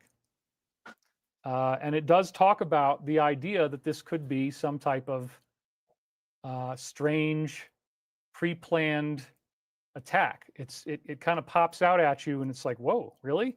Wow. Maybe it's Mike But before Flynn. We get to that part, we're gonna pick up where we left pillow off guy from or the last week. pillow guy. And I think this is a very important thing. It's going to be coming close to Mars in October, says Katie Kono. His right. insider. So actually, yeah, what is the bottom line about what your insiders say about Threat Atlas? Well, I don't have any insiders who are telling me anything right now about holy shit. All right, but I'm reflecting upon intel that federal charges? What? The Daily Mail is reporting, Spooky is telling us that the Daily Mail is reporting that Jimmy Kimmel faces a federal investigation after telling viewers Charlie Kirk, suspect 22-year-old Tyler Robinson, was a MAGA supporter. Federal investigation? Wow. A lot of disinformation out there, right? The pillow guy is Mike Lindell. I know who Mike Flynn was, but I think it would be more funny if David Wilcock's insider was the pillow guy, because then David Wilcock would have a pillow to bite down on while he was getting butt banged by his insider, Mike Lindell. That's what I think. Oh, I shouldn't say that. Maybe Mike Lindell. Hey, I apologize, Mike Lindell. Do you want to sponsor my show? I'll sell your fucking stupid ass shitty pillows. By the way, I got one. It's not great. It's not any better. I don't think it's any better than a regular pillow. I don't know. You know what I like? I like the cold side of the pillow. Does anybody else do that? You flip it, right? And then it's cold for a little while. And if you don't fall asleep fast enough, you got to flip it again. Somebody ought to invent a pillow that you can control the temperature of. Does anybody know? Is there anybody? Yeah, he does have a purty mouth. Cancel culture has completely flipped against the left. Yeah, did you hear? By the way, I don't support all that, but you know, a lot of people are getting fired for saying really insensitive, nasty things and laughing about somebody being cold-bloodedly murdered, you know. I don't support that, but I don't know that they should be fired, but it is what it is, right? All right, let's continue here and see what else this moron says. I got back in 2010. And he was telling me, Uncle Jack was telling me that they were going to shoot. Uncle Jack is an anonymous source that we've never seen on screen. We don't know what his name is. I think it's his imaginary friend. And anytime he needs a convincer, he just starts citing this imaginary government insider of his named Uncle Jack. Show you, for example, Dyson spheres, that there would be these stars that have hardware around them, these objects around them. Yeah, Dyson spheres. Most people know about Dyson spheres from Star Trek because there was a famous episode of Star Trek where they encountered Star Trek The Next Generation. My favorite is TNG, in which they encountered a Dyson sphere. I believe, if I'm remembering correctly, maybe that was Voyager. Spooky, correct me. And that Spooky knows. The only person that's a bigger Trekkie that I know of than me is Spooky, probably. That was one of the things we were going to see. And we did see that with Tabby's star, where there's this star that seems to have big, giant objects around it that could be artificial. Some of the scenarios that Jack... It was proven that they were not artificial. For a while, people were very excited because they thought they may have found a mythical Dyson sphere, which, by the way, is totally theoretical. We've never found one. Yeah, Inquisition News says that was Next Generation. I believe so, yeah. Oh, that was the Scotty stuck in the transporter episode. Well, you got to give them points for a creative way to bring the original series character into the Next Generation universe. I thought that was. I thought, yeah, Dyson was the word. What it was his theory, and it was named after his theory. Says Total Disclosure Podcast, or Tyler from Total Disclosure Podcast. Forgive me. I thought it was very creative. So, for those unaware, they wanted to bring Scotty from the original series onto Star Trek: The Next Generation, but there was too many years, 70 years between the original series and the movies with the original crew and Star Trek: The Next Generation timeline. So, since Scotty was sort of an engineer and an expert at transporters and propulsion, they decided that he figured out that the only way he could survive is if he transported himself, but then locked the transporter before it transported him to the secondary location. So he locked himself in the transporter buffer so that he could survive. And 70 years later, the Next Generation crew comes along and finds Scotty's pattern in the pattern buffer and are able to transport him out. And then it was a very sad episode, actually, because Scotty survives, but everything he knew, everybody that he knew was dead, and he was kind of depressed. He was drinking in the holodeck on the original Star Trek set in the holodeck, and man, they did a great job with that. It was a great episode, actually. The Inner Light was the best, The Next Generation.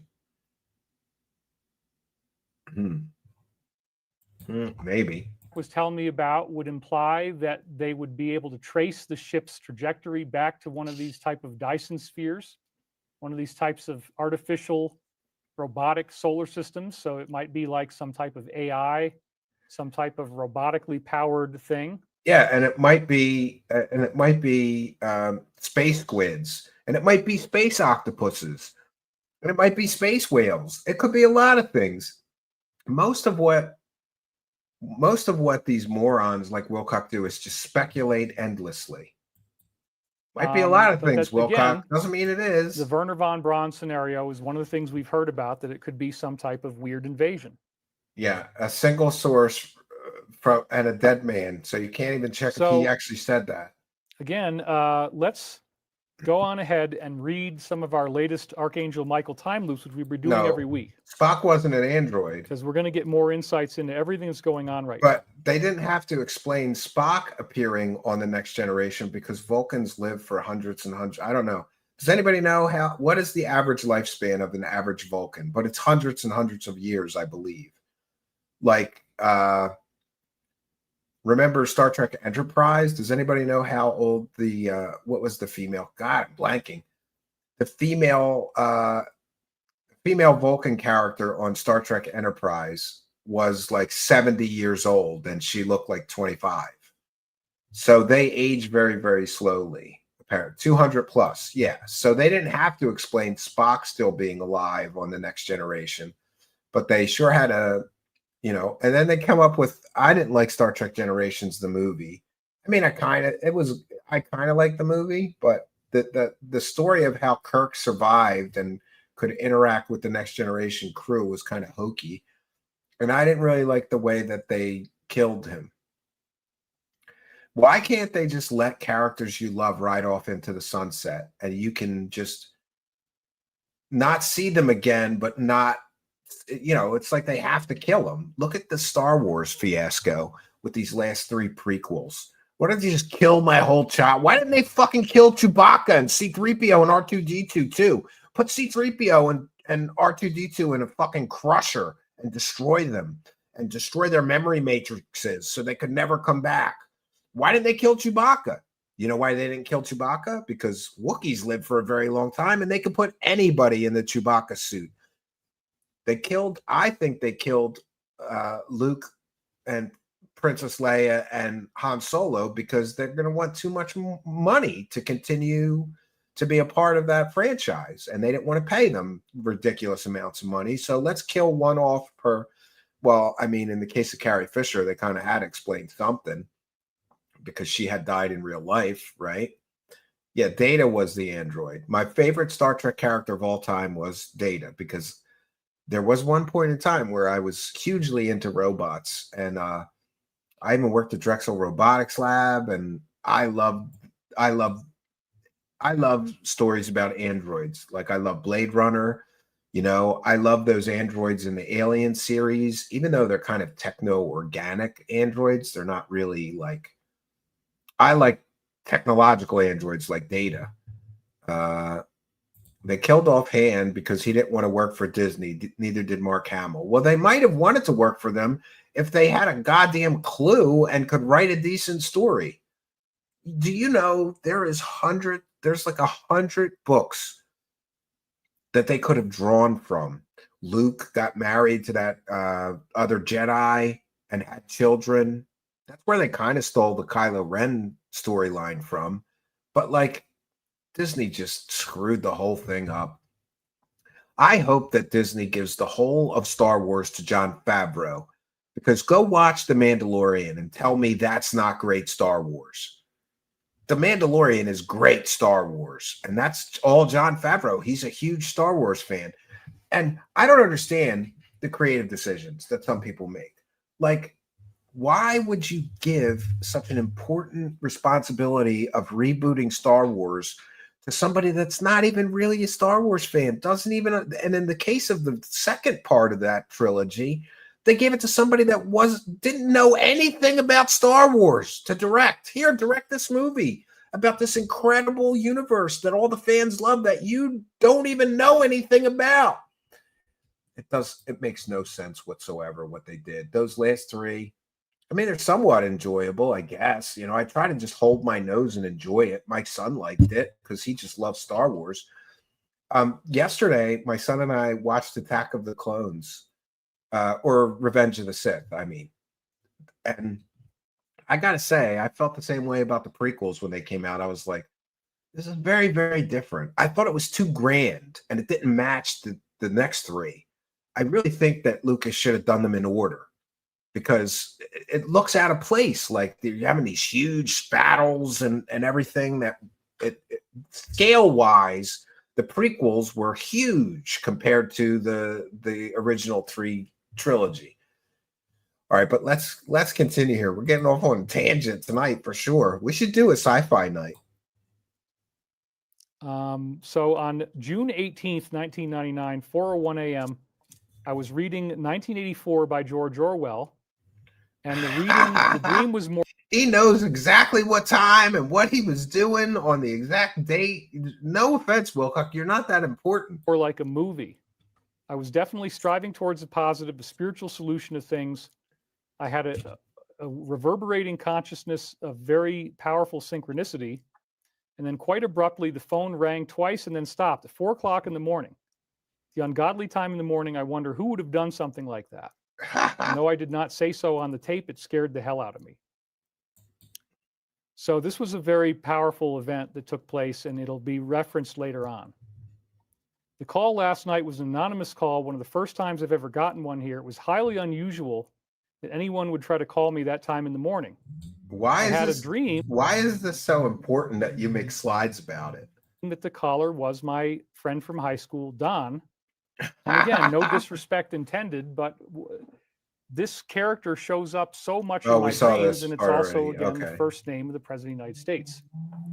So Michael, that doesn't mean anything. That's called a coincidence. To send messages about that individual.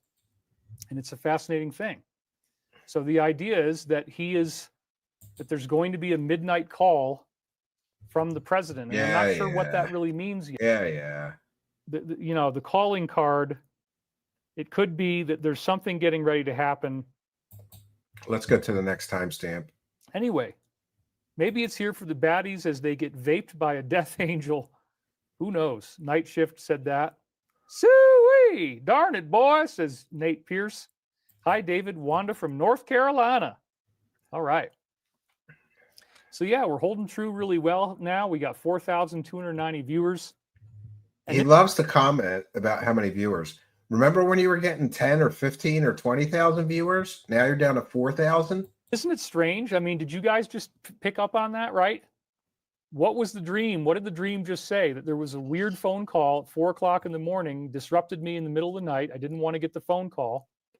And then right after that, we get this phone call that disrupts the show.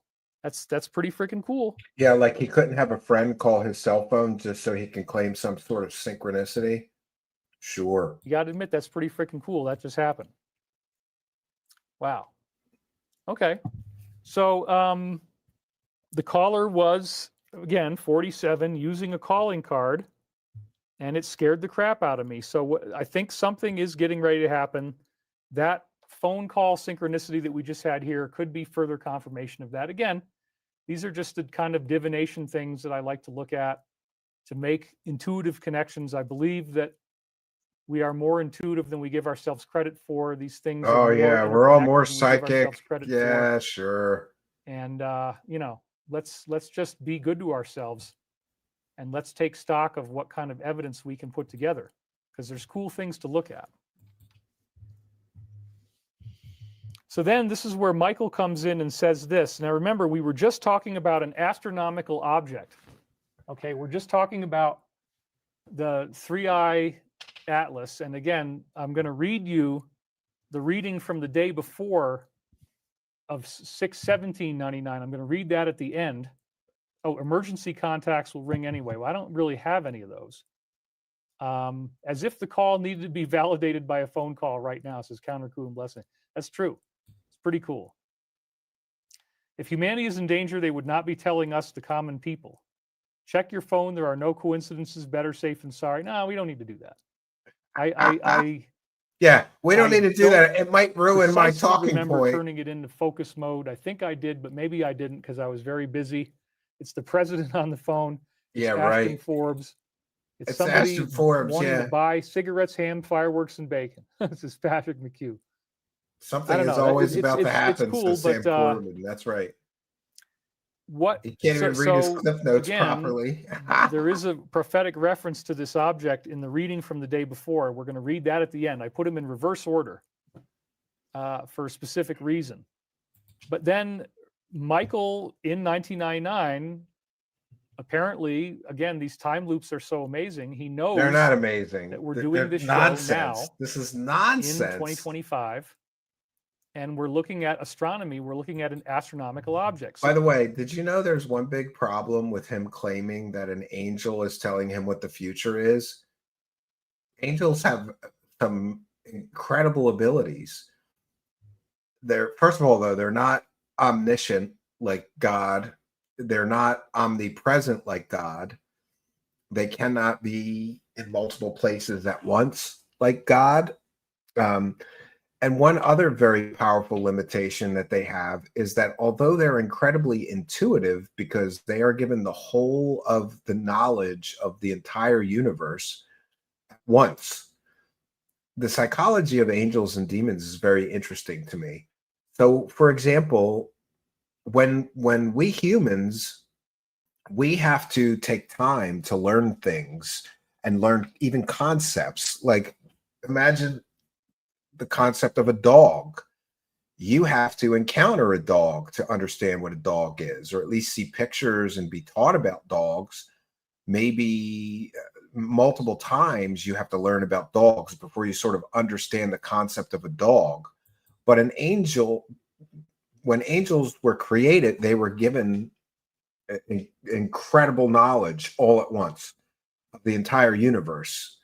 So they're incredibly intuitive, and they're incredibly knowledgeable, incredibly wise, because they have imagined the whole knowledge of the universe and how everything works and how everything is and how everything was created. They get that knowledge imbued in them at birth, all at once.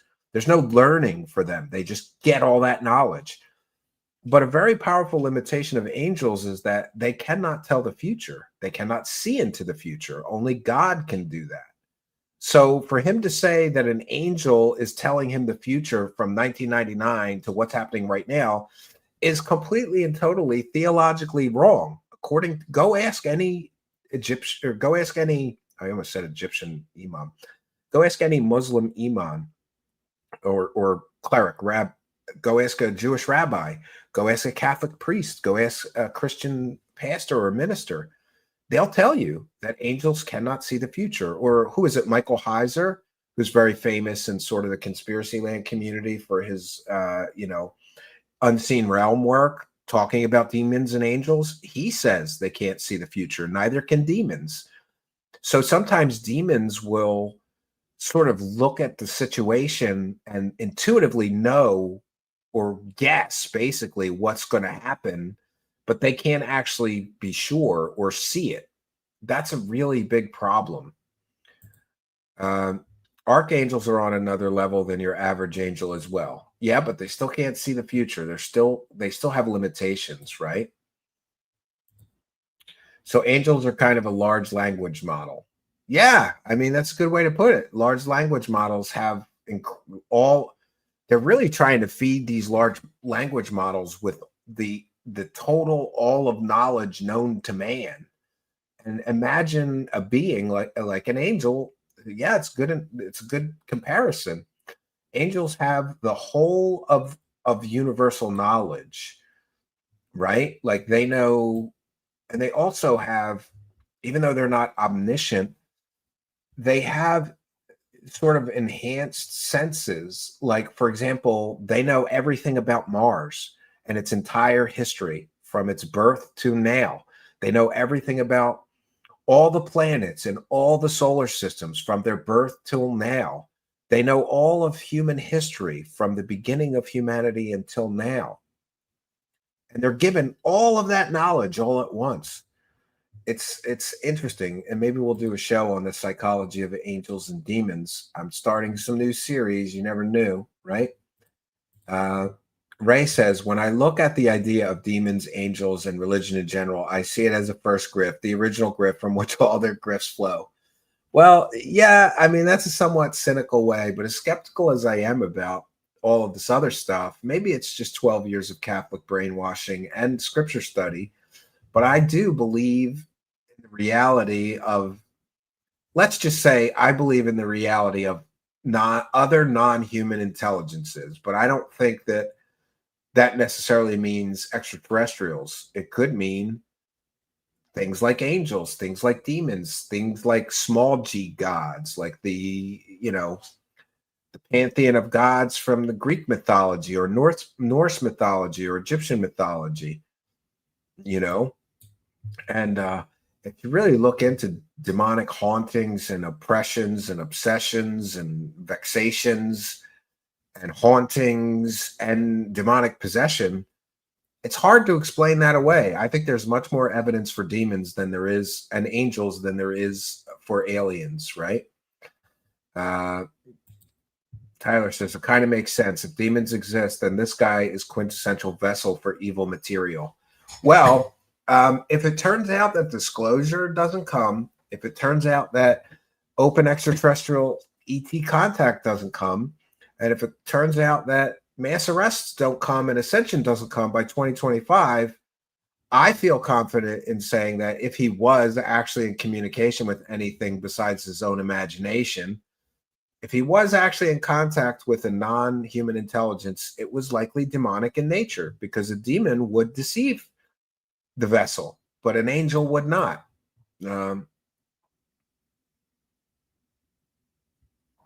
Yeah, they're not human calendars. They're not calendars.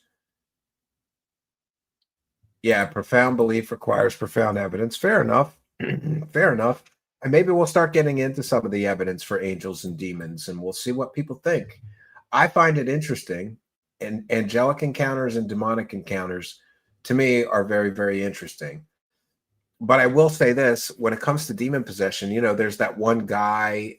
He's like a, I don't know. He's a Protestant minister, and he says he's done like 10,000 exorcisms. You can watch. That's a scam. That's a grift.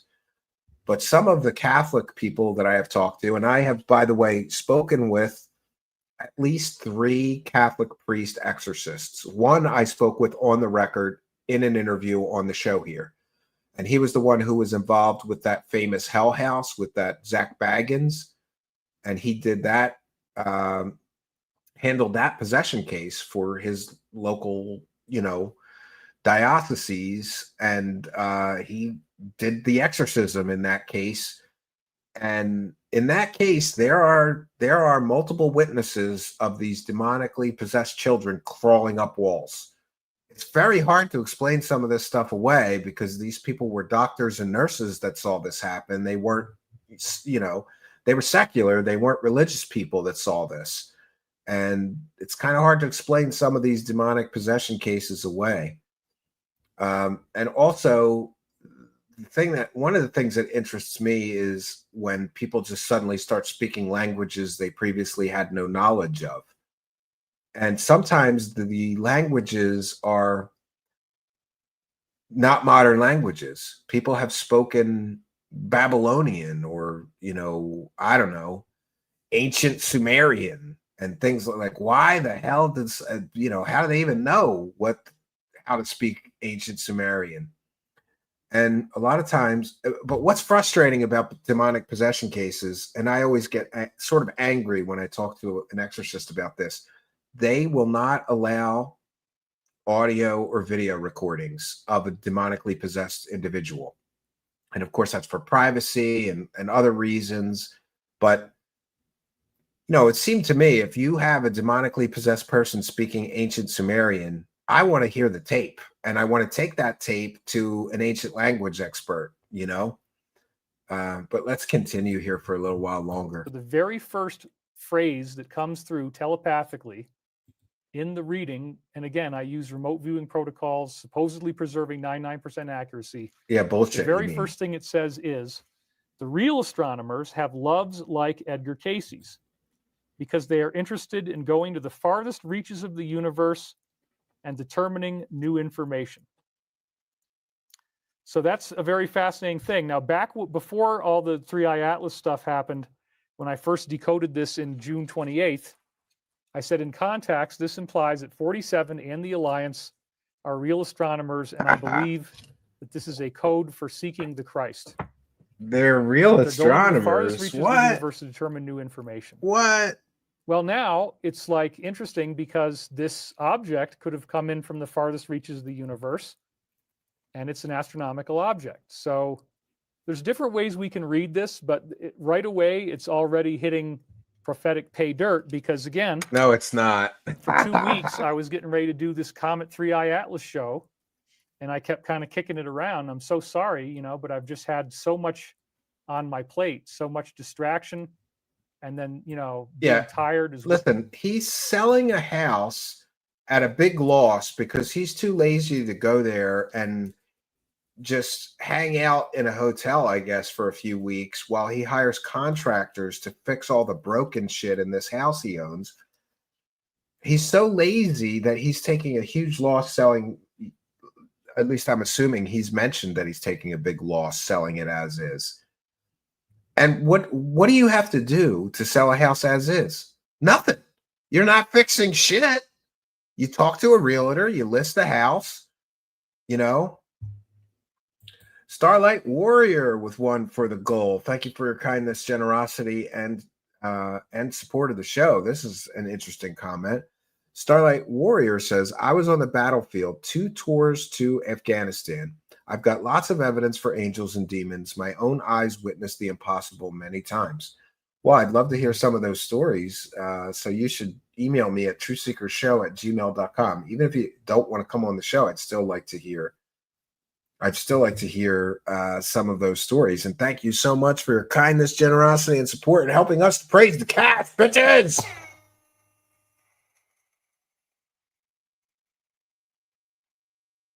There's a good show supporter. Thank you, Starlight Warrior. Let's continue with this. We'll take another comment from this Tyler here. Even though he's competing with my show and my live stream at the exact same time, and these guys punked me. They're like, let's get Steve to promote the show we're doing that will directly compete with his show because he's stupid enough to do that. I didn't know it was at 7 o'clock. You son of a bitch. Anyway. He says on the other hand, Stephen, honestly, the correct depiction of angels is more so a bright orb of light and pure energy, not a winged Brad Pitt.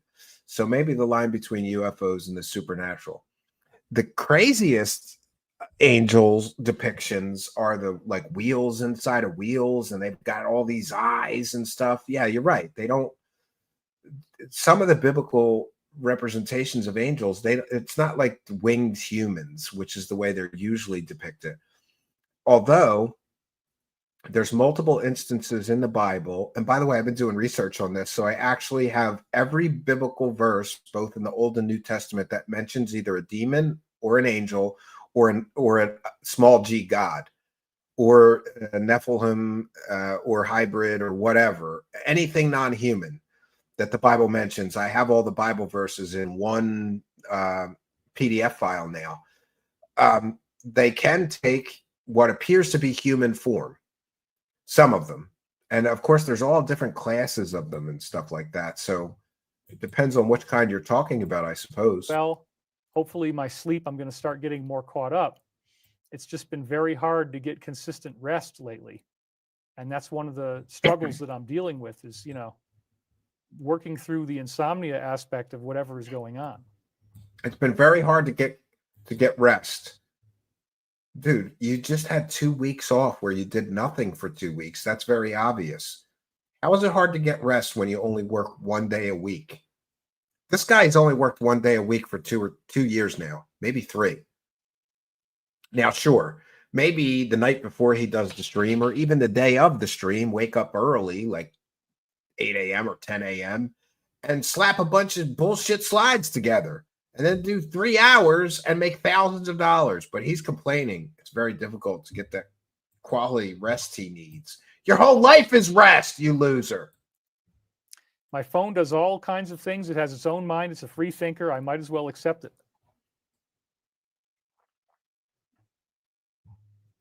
Edgar Casey called and wants his soul back. Ha ha ha, joke David, said Prince Royal. That's pretty all funny. Right, good. I win. I always win, Tyler. But thank you for that. I appreciate it. They're going to move the really show. Know what this is. We moving don't really the time know of tomorrow's show. What the object is, but the very first line of the very next day good where reporting. we left off. Well, thank you. I appreciate that. From 2 weeks of and me getting ready to just build so up you know, 3 look, I don't know how long you've been doing this. I was just kidding, and I was busting your balls. But generally, here's what I would say. I'm going to give you some good advice. If you're asking someone to help promote your show, it should not be a show that is directly the same time as theirs. I'm happy to shout out other shows. Ask Spooky. I do it all the time. I shout out Terry Joyce and Raised by Giants and I don't know, a bunch of other shows. But I'm not going to actively feel like helping or promoting a show that may, you're asking me to tell my audience to go over to your show and I have a show at the same time. So in the future, yeah, don't ask someone if it's the same show time. And I've moved shows, by the way, as well, just to try to not step on somebody else's dick. Sky Atlas Comet as a spaceship. But I don't mind the competition. Very first reading we get is talking about, first there was this weird unexpected phone call. That could also symbolize the object coming in, the phone call from the universe. It's a wake-up call. Yeah, that does not work. Where did it come from? What are we doing? He needs to here? collect rocks to sell. And we don't really know the answer. So, we don't really know what this is, but it's pretty fascinating. Interested in going to the farthest reaches of the universe. You see that? So that's like talking about some very, very interstellar type of object, right? Going to the far reaches of the universe, seen by astronomers. If you're going to the far reaches of the universe, you're not seeking Christ there. You're seeking scientific, knowledge. I don't know. Sounds very much like Comet 3I Atlas. No, it doesn't. And that's an interesting thing to consider. This is insomnia and mouse shit rant. So are these astronomers on this ship? We don't know, but that's a very, very interesting thing that they started out with here. There was a dream I had that talked about having car trouble. We already know that this has to do with your physical body. And sure enough, I've had trouble sleeping, so that fits. And also I had massive car trouble. He just finds a way to make this like nonsensical ramblings from 1999 mean something today. Well, I'm having trouble sleeping, so that's obviously about the physical vehicle.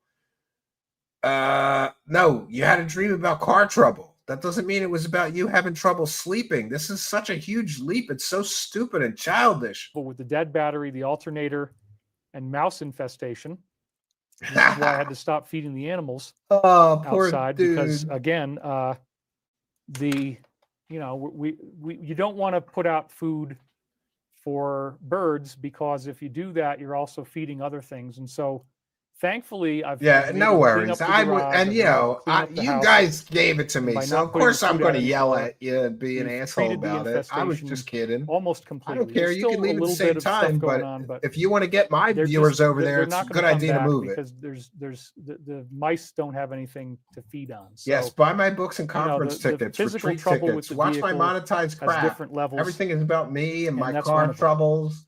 Means something So special. the area sort of looked like Rosendale. That's the town I had lived in after college. And it seemed to oscillate between being daytime and nighttime. In this little dream, I ended up pulling up my car to a place that looked like they were fixing racing cars.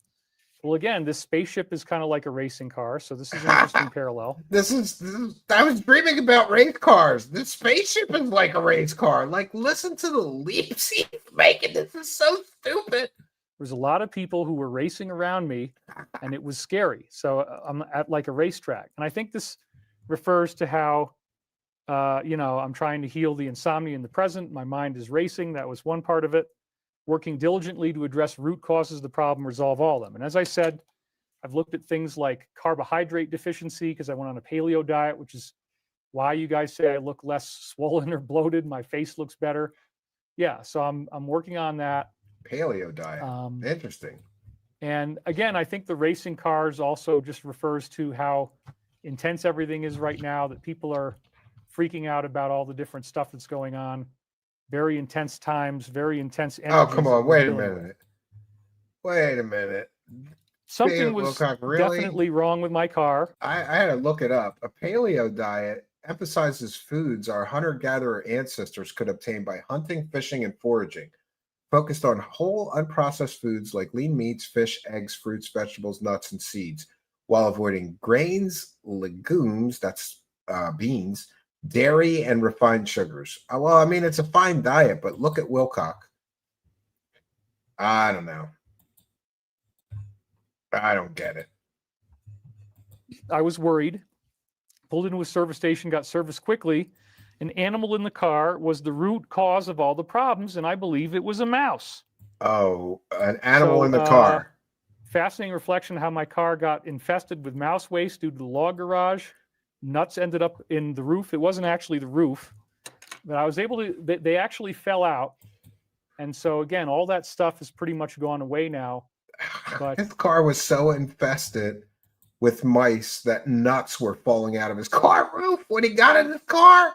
Holy Jesus Christ. We're going to have to make a comedic parody video about mice attacking David Wilcock's house and his garage and his car. Yeah, this was part of the problem was like, you can't put the food out. And so I'm definitely going to stop, putting out any more food because if somebody buys this house, we don't want to have any problems like that. So you don't want to sell them a mouse infested house? Cleaning it all up. And we're doing the best that we can to do that. So it's fascinating that the mouse shows up in the dream like this. Oh, it's so fascinating. Yeah. It wasn't a mouse. It was an animal. The mouse to a cat outside.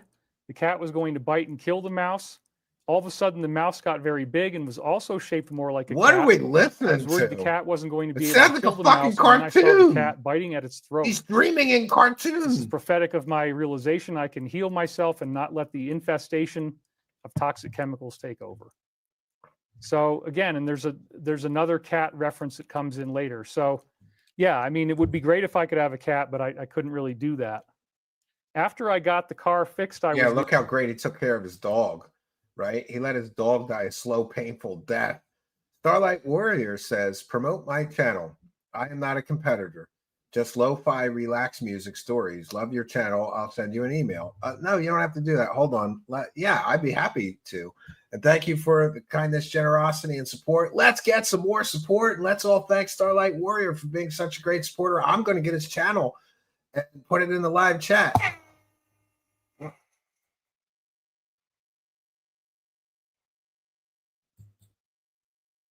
All right, 1 second here.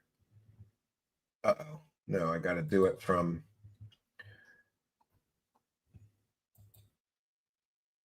Why can't I find it here? Hold on. I'm gonna do this here. Go to channel. Hold on 1 second here. I have your Starlight Warrior channel. It's at Falling Starlights. Go over there and subscribe. And while you're at it, go to True Seekers Clips on YouTube and subscribe. Let me put that. I will put your link in the live chat. For those unaware, you can't put links in the live chat unless you're a moderator, but I can do it. But I have to go over to the actual live chat to do it. I'll just put sub to Starlight Warrior. And I like channels like that because I have insomnia and I often put on some kind of ambient kind of thing. I'll even pin it to my channel's live chat for you. And I'll go over to the Kick Chat and I'll put it in and pin it for you right over in the Kick Chat. Just give me a moment. You guys go over and support good content creators. For all I know, he's a shitty content creator. I'm taking a leap of faith here, Starlight Warrior. I really am. Oh, wait a minute. Subscribe to Starlight Warrior. I'll put it in the Kick Chat the proper way. And I have pinned it in both of my chats. So there you go. And we're going to thank you, Starlight Warrior, for your kindness, generosity, and big support of the show tonight. Wilcock's cars nuts, like the ones rednecks hang from their trailer hitch. I think they meant like nuts, like I don't know, hickory nuts or whatever chipmunks and mice collect up. Sheila Radler is here with one for the goal. Thank you for your kindness. Let's go.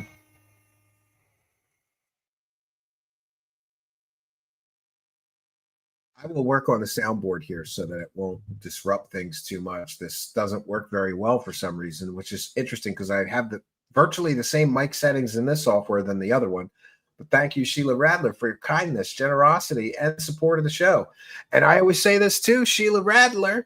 If you become a live user during a live broadcast, I give you a big shout out and a thank you. So big shout out and a big thank you to Sheila Radler, who not only supported the show with a super chat, but also just became a YouTube channel member. And you should too, friends. And if you become a YouTube channel member during the live broadcast by hitting that join button, I will give you a big shout out and thank you. So big shout out and big thank you to our newest YouTube channel member, Sheila Radler, who just became a YouTube channel member.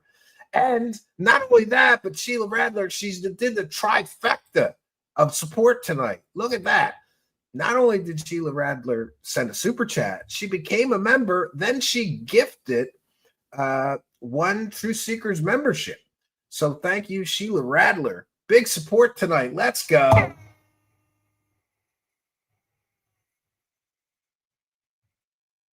Well done.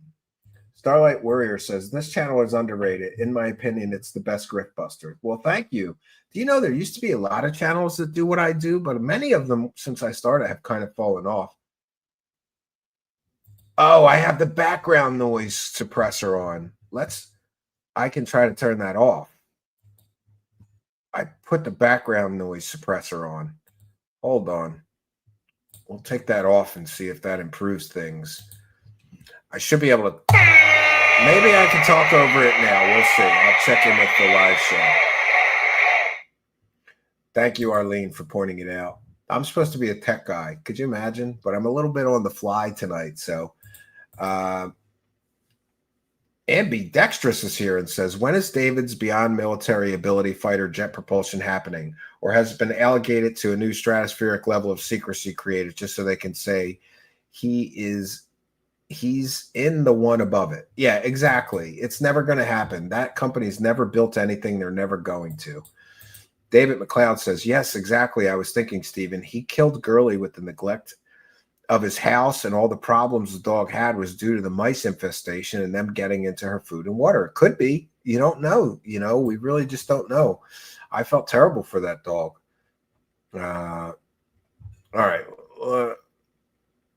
1 second. Let me check in on where we're at here because I have a few. No, we're ready to move to the. He's just going to ramble here for a while. So we'll move to the next timestamp I have, which is 144.50. One moment.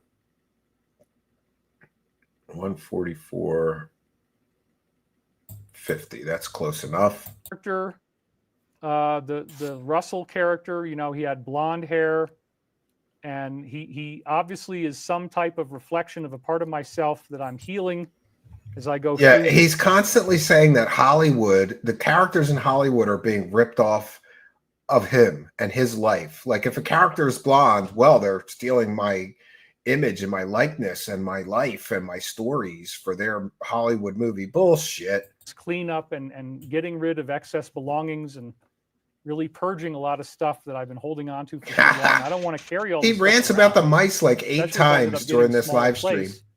You know, I don't want to have all that stuff weighing me down. Sheila Lee Brown donated $50, but somebody else says, "Welcome back, David. Good to see you again." So anyway, 5 from the goal, friends. Let's go. Let's get some support. Do not talk as if nothing were harmless. In the present moment, you must keep aware of our boundaries and our obligations to the source light of all beingness. Sounds like True, bullshit to me. one may make reparations for the source without really knowing why, but to revivify and reawaken the self in this manner is indeed very wise. So yes, it's important to know that there are harms out there and you have to be very careful and you want to live a good life. The problematic crises agree with previous reports, which stated that as you become more spiritually enlightened, so too does your range of catalysts, that's growth points, increase. Doesn't this just sound like New Age word salad to everybody else, or is it just me? It's just like New Age word salad thrown together. Itself. If you keep going again and again over the same material, then you begin to have a better, more decent rapport with its karmic manifestations as a result. Karmic manifestations. So he's telling us here that we don't want to keep repeating the same problematic crises. And yet you're constantly complaining about the same things. Why don't you take your own advice, Mr. Wilcock? Become more spiritually enlightened and not have to go over and over the same material again and again.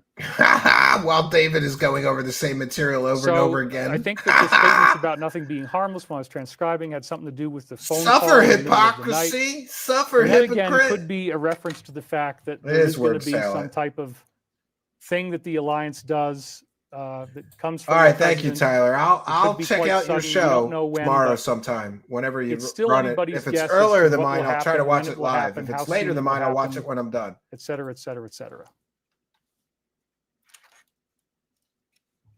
Let's not think about the victory marathon as being gave himself another plug on the way out. In the big game, plug happy, and how they are casting their poker chips at this time. Good content. Instead, let us renew the film that Looks tells like us Hey of Arnold. the opening passages of the Bob Marley tune. Does. Don't you worry about a thing because every little thing is going to be all right. So everything's really cool. going to be fine, guys. People are getting murdered. And yes, for I've free changed speech, the format of the show. Everything's going to be fine to reflect that actual prophecy that we got, because you know this is also into the idea of like, okay, making sure that we. This one is a great comment. Echo says, "This is another comment of the night. I dreamed 30 years ago that I might forget to put my phone on Do Not Disturb. Pay me $333. Yes! We don't have mice anymore. We don't want little nuts appearing in my car. You know, that's not anything good. And thankfully, they all rolled out. I guess they were just over a wheel. David's car is nuts, and so is David. First, I thought they were in the room. It turned out they weren't. Get a cat, great for rodents. It will help you spiritually, according to Casey. Well, I can't really do that, but anyway, we've got interesting things going on here. And good, Koopa Crew. Good for you. Everybody's getting a plug tonight. Somebody better plug me on their channel.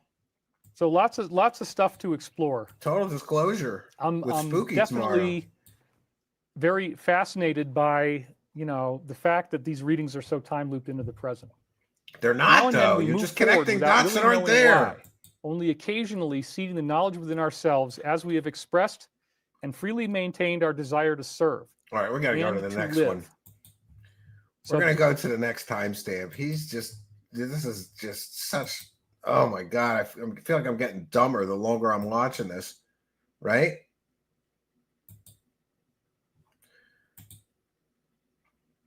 Oh, 1 second here. It's 153. So we'll go 152. That's close enough. Idea that angelic ETs with shorter hair are going to be returning in some type of They got shorter hair. mass contact event at the end of this whole thing, the ascension experience that we're expecting. Yeah, we're expecting in Pretty freaking 2025, right? Yeah, David. White Wolf says, we are having a mice problem. I live in the vineyards. These guys are cute, but so destructive. Yeah, I mean, everybody does that. Everybody has the mice up here. Unfortunately, you can't really stop it entirely because it's just a function of living at the high altitude in the woods, and they get cold and they want to go somewhere. And your house is filled with bird seed. You don't have anything they can eat. It greatly reduces the vector. I do probably need to do more remediation, and we're just David wants a plug too. He wants a butt plug. And so hantavirus can cause fatigue. And so as I've been cleaning up this mess, I've got to make sure that I take certain remedies like oil of oregano sometimes, that kind of thing. Oh, David has convinced himself he has hantavirus or hanavirus. Could be lots of interesting things to explore in terms of who we are and what does the mouse really represent. It's like you got to take better care of yourself. You don't want to be infested. You want to live a nice, clean, healthy life. Yeah, don't let your house be infested with mice. Maybe that's the lesson. I don't want to have any Mr. hantavirus. Wilcock. Thankfully, it's never gone any farther. But if you get too much exposure to it, it can actually be really bad for you. In fact, mouse feces being all over your house might be bad for you. Forms of it apparently end up having to go to the hospital. So I certainly don't want to have anything like that happen. Again, most of it has been cleaned, and we're just working through it a little bit at a time. Why? But it's good. I'm happy that I've gotten the problem identified. That this is ridiculous. Like, if your house is infested with mice, you have to take massive action and solve the problem as quickly as possible. You have to clean the entire house, and you have to declutter the whole house, because mice and rats love clutter because it can hide in there, and you don't do it a little bit at a time. And by the way, his house isn't even that big. Clean the whole house, take a day or two. He just had 2 weeks off. What is he doing? Fun to feed turkeys, but you really can't do that if you want to have your house be clean up here. And the results are immediate. I mean, it's like within 1 or 2 days, they just all the signs of activity pretty much stopped. I saw one tiny example that one of them is still hanging around, but definitely it's gotten a heck of a lot better, and that's what we really want. And up here you got to take that seriously. My house being full of mouse shit problems got a lot better, guys. I love David. What a sad time for us all, says Dharma. Yeah, I mean it's very intense, but like Starseed Essence says, we are divinely protected. Cosmos Baby, we saw an ET craft in Normandy this summer. It was followed with strangely lit Earth drones. Why wouldn't the Archangel Michael tell him your house is infested with mice? You got to do something about that. Would an angel just let you risk getting sick because your house is so infested with mice? There's massive plot holes in this, and he doesn't even realize the plot holes. It's written somewhere, if you want to find out who your real friends are, you get a really annoying dog, says Choosy Heretic. Mice are antagonistic. Mouse hunt, possibly based on true story. Has anybody else noticed this? When cleaning up after mice, you should have a good respirator on. Well, I know that. I don't really have one. So, why don't you buy one, Mr. Millionaire? It is a situation, but I've managed to get most of it cleaned up, and we're still working on it. And, we're gonna do it step by step. And my gosh, the garage is so much better. It's definitely, for mice, get a plugged in high pitched sonic sound. This will help greatly. That's a good idea. I do have a unit like that. Maybe we should put it in. I've also heard about the flashing light. Flashing strobe light can also do real wonders, apparently. No, that doesn't do anything. Anyway,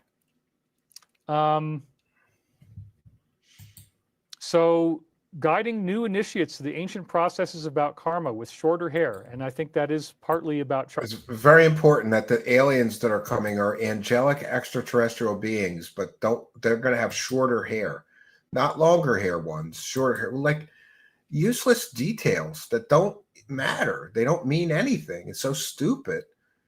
All right, we got to go to the next timestamp. There's only a few left, friends, so we'll be wrapping things up shortly. We could skip that one. At 2 hours, 2 minutes in, he's asked if he will play the tapes, and he refuses to. 203.08 is the next one.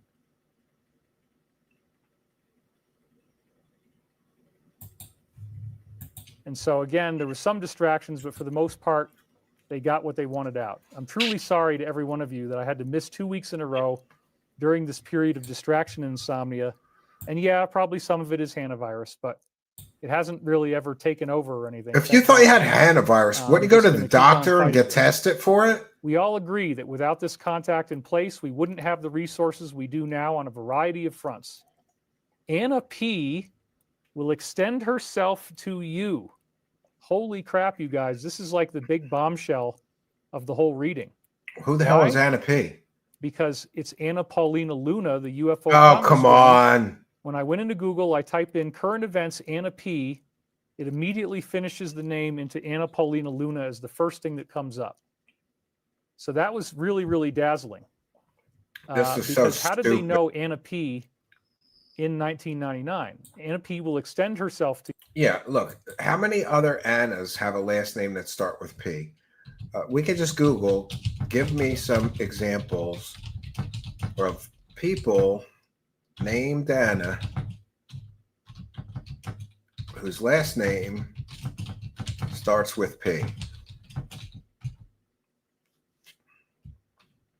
We'll go to AI mode. Anna Paquin, a Canadian-born New Zealand actress. Anna Pavlova, a celebrated Russian prima ballerina. Anna Politskaya, an American-Russian journalist, and I'm sorry for wrecking her name. Anna Sui, an American, oh, no, screwed up. Anna Popplewell, an English actress. We'll try it again. 1 second here. Give me many examples, I'll say, instead of some. And again, you just go to AI mode. It's kind of just a quicker version of Google.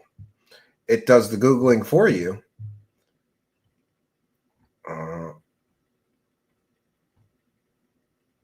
Anna Plazik, a Canadian track and field athlete. Anna Pizarek, a faculty member.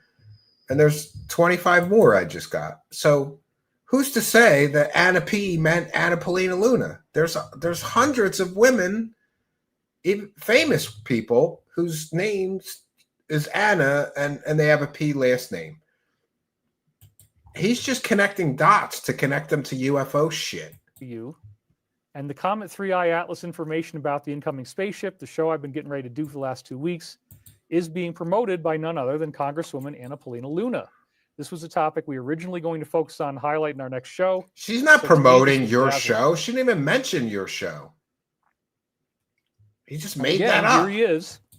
The article I was just reading you before from Dr. Avi Loeb, the visionary letter from Congresswoman Anna Paulina Luna to NASA regarding Comet 3i Atlas. Where she it's says, called a coincidence, Wilcock. To extend the Juno mission to study the interstellar object 3i Atlas. So this is very cool. Thank you, Avi Loeb, for your continued dedication to exploring our universe. We must seize this opportunity in order to make groundbreaking discoveries. So think about it. We have a probe out there around Jupiter, this alleged object that he thinks is cylindrical. He thinks it's glowing. He thinks it's not moving because the glow stays the same. The glow is in the front. It's got a trajectory that's steering it right into the inner planets. And now Congresswoman none of that Anna is proof it's an alien spaceship. The Juno space probe photograph the object. Well, imagine what that could turn into. Imagine if it turns into a UFO type of object, if it's got that type of structure to it, that's just incredible. And so the fact that they actually said Anna P will extend herself to you in light of all this stuff that we're already talking about, to me is really, really busy. Very, very interesting. So Phil K says, Hanta is not trivial, so you probably don't have it. Well, having this much trouble sleeping is certainly one thing, but that's not one of the main, fatigue is one of the main things it causes, but it doesn't actually say inside. But anyway, no. So people are trying to tell him he doesn't have the Hanta, this virus, and sounds like he's already convinced himself that he does. How much mouse shit has he been cleaning up? You have to have an awful lot of exposure to mouse feces to get that virus, I believe. I don't know. There's not really a whole lot they can do for it anyway. Hopefully I'm going to be fine, but let's just take it one day at a time. A team of policy experts in consultation with scientists. We have to go for the next. Family mourning by myself. This felt an integrity to me because he used to hurt me. They would watch and then still go and eat dinner. I'm really sorry about that. That's really horrible. David Serrato was the one who showed the picture, says Vacapalo. Here he's going to come up with an excuse about Ascension. That's right. Not happening in August. Hospitals have seen teens coming in with Great Depression lately. Our family matters, says Starseed Essence. David, do you know what happened with regards to the Neptune conjunction on August 28th that Michael talked about? Remember, he said something would happen on September 22nd, the fall equinox.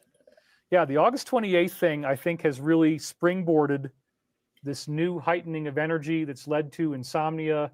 Yeah, he's coming up with an excuse for why nothing happened in August, that he predicted there would be some major event that Michael predicted. And guess what happened? Nothing. But he's going to tell you something happened anyway. And much greater intensity. And I noticed that everybody seems to be going through their own dark night of the soul lately. This seems to be a very common makes thing. me fix your hair. It was also extremely personal for me. The exact timeline around August 28th had a lot of personal significance. So, I'm just trying to read what Michael says. I don't always know what the answers are. I'm just trying to figure it out. Is the neck shorter on your fender, or is it just the angle? No, it's because the light is halfway up. But the light bulb that I've got on the back here with the fender, it starts about. Now he's got to do some tech explanation. Up, so great excuse for why no Ascension in August, like he promised. Now it's in September 22nd. Now that we've extolled the virtues of living in service to next others week. And renouncing fear, we can expect that this personal transformation will affect us on every part, on every level.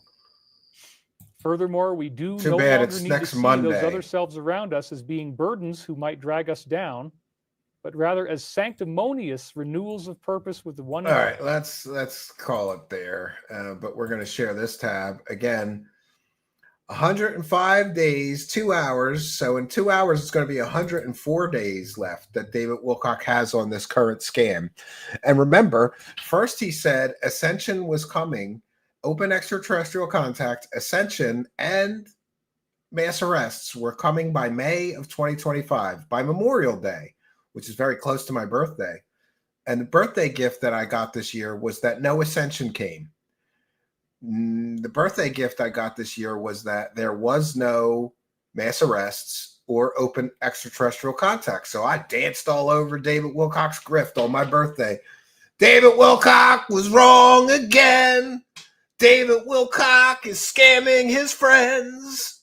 Yeah. And interestingly, I really did dance on my birthday because I was so happy that nothing happened, because I was like, there you go. He scammed everybody again.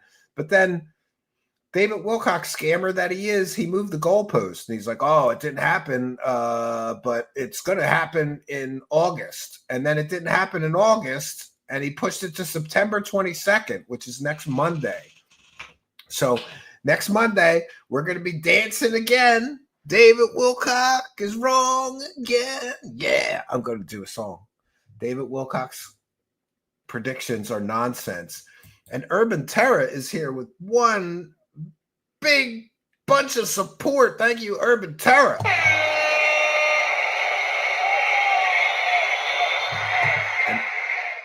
Urban Terror says, hope there will be an end of the year crash and burn show for our friend David. Absolutely. Keep up the good reporting, Stephen. My pleasure. And thank you for your kindness, generosity, and support. I really appreciate it. Urban Terror is a big show supporter, and we appreciate you. And thanks, Urban Terror, for appreciating us. And thank you for the kind words. I'm having kind of a down week. So thank you. I appreciate that. Angel Makers is here. Nope, not debunk aliens at all. Apologize to Bob Lazar, Stephen Cambion. Never, Angel Makers. And don't be in my comments telling me to suffer, bitch. Right? Apologize to Bob Lazar, Stephen Cambion. Never. He's a convicted pimp, fake scientist. I'm never going to apologize. He's fake. Yes, David is always wrong. He's always wrong. He's been wrong about everything. Remember, he said the ascension would come leading up to the year 2000. It never came. You know what, Sacha N? Ascension never came, and neither did his wife. Oh, them's fighting words where I'm from. But, you know, listen, if you can't make a woman, if you can't ring a woman's bell, she's going to leave.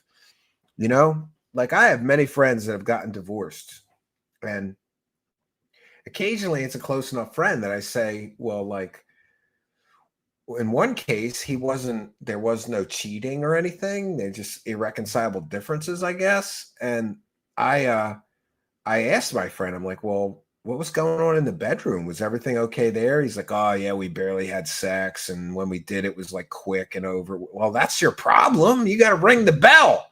Ring that bell. She'll stay if you ring that bell. You got to consistently ring the bell. Right?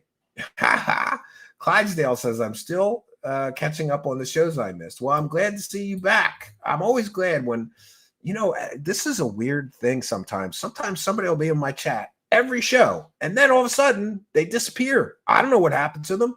Some people, you know, at least in one case, somebody died. They were in my chat every day. Every single show. They were a big show supporter, and then they just vanished. I found out some months later through like a friend of a friend that they had passed away. So God bless them. They know who they are. When is the box of dildos coming out? January 1st, 2026. We will do the big dildo reveal. We'll be dancing on David Wilcock's scam coming crashing down. And we'll be reminding people that while David Wilcock was wrong with his Ascension is Coming Soon scam, not once, not twice, but by January 1st, 2026, he will have been proven wrong, and I will be able to factually prove that he scammed his audience 3 times for the Ascension is Coming Soon scam. And so we're going to do the box of dildos reveal. We're going to dance on the grave of David Wilcock's latest Ascension is Coming Soon scam. It's going to be a good time. And I plan on January 1st, 2026, the night after New Year's Eve.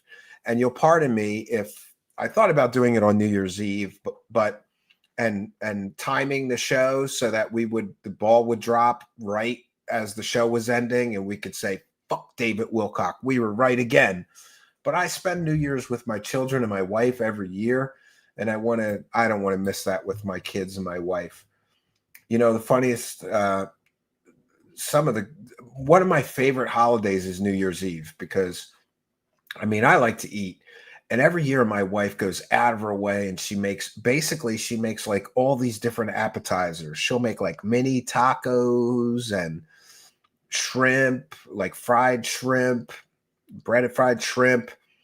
And last year we had shrimp tempura, and we had French fries and onion rings and pizza poppers and jalapeno poppers. And I can't even remember all that we had. There was just so much food. It was just tons and tons and tons of appetizers. And all I have to do is show up with a party hat on, and we watch the ball drop every New Year's. And it's a good time. I don't want to miss that. So January 1st, we'll do the stream dancing on David Wilcock's scam.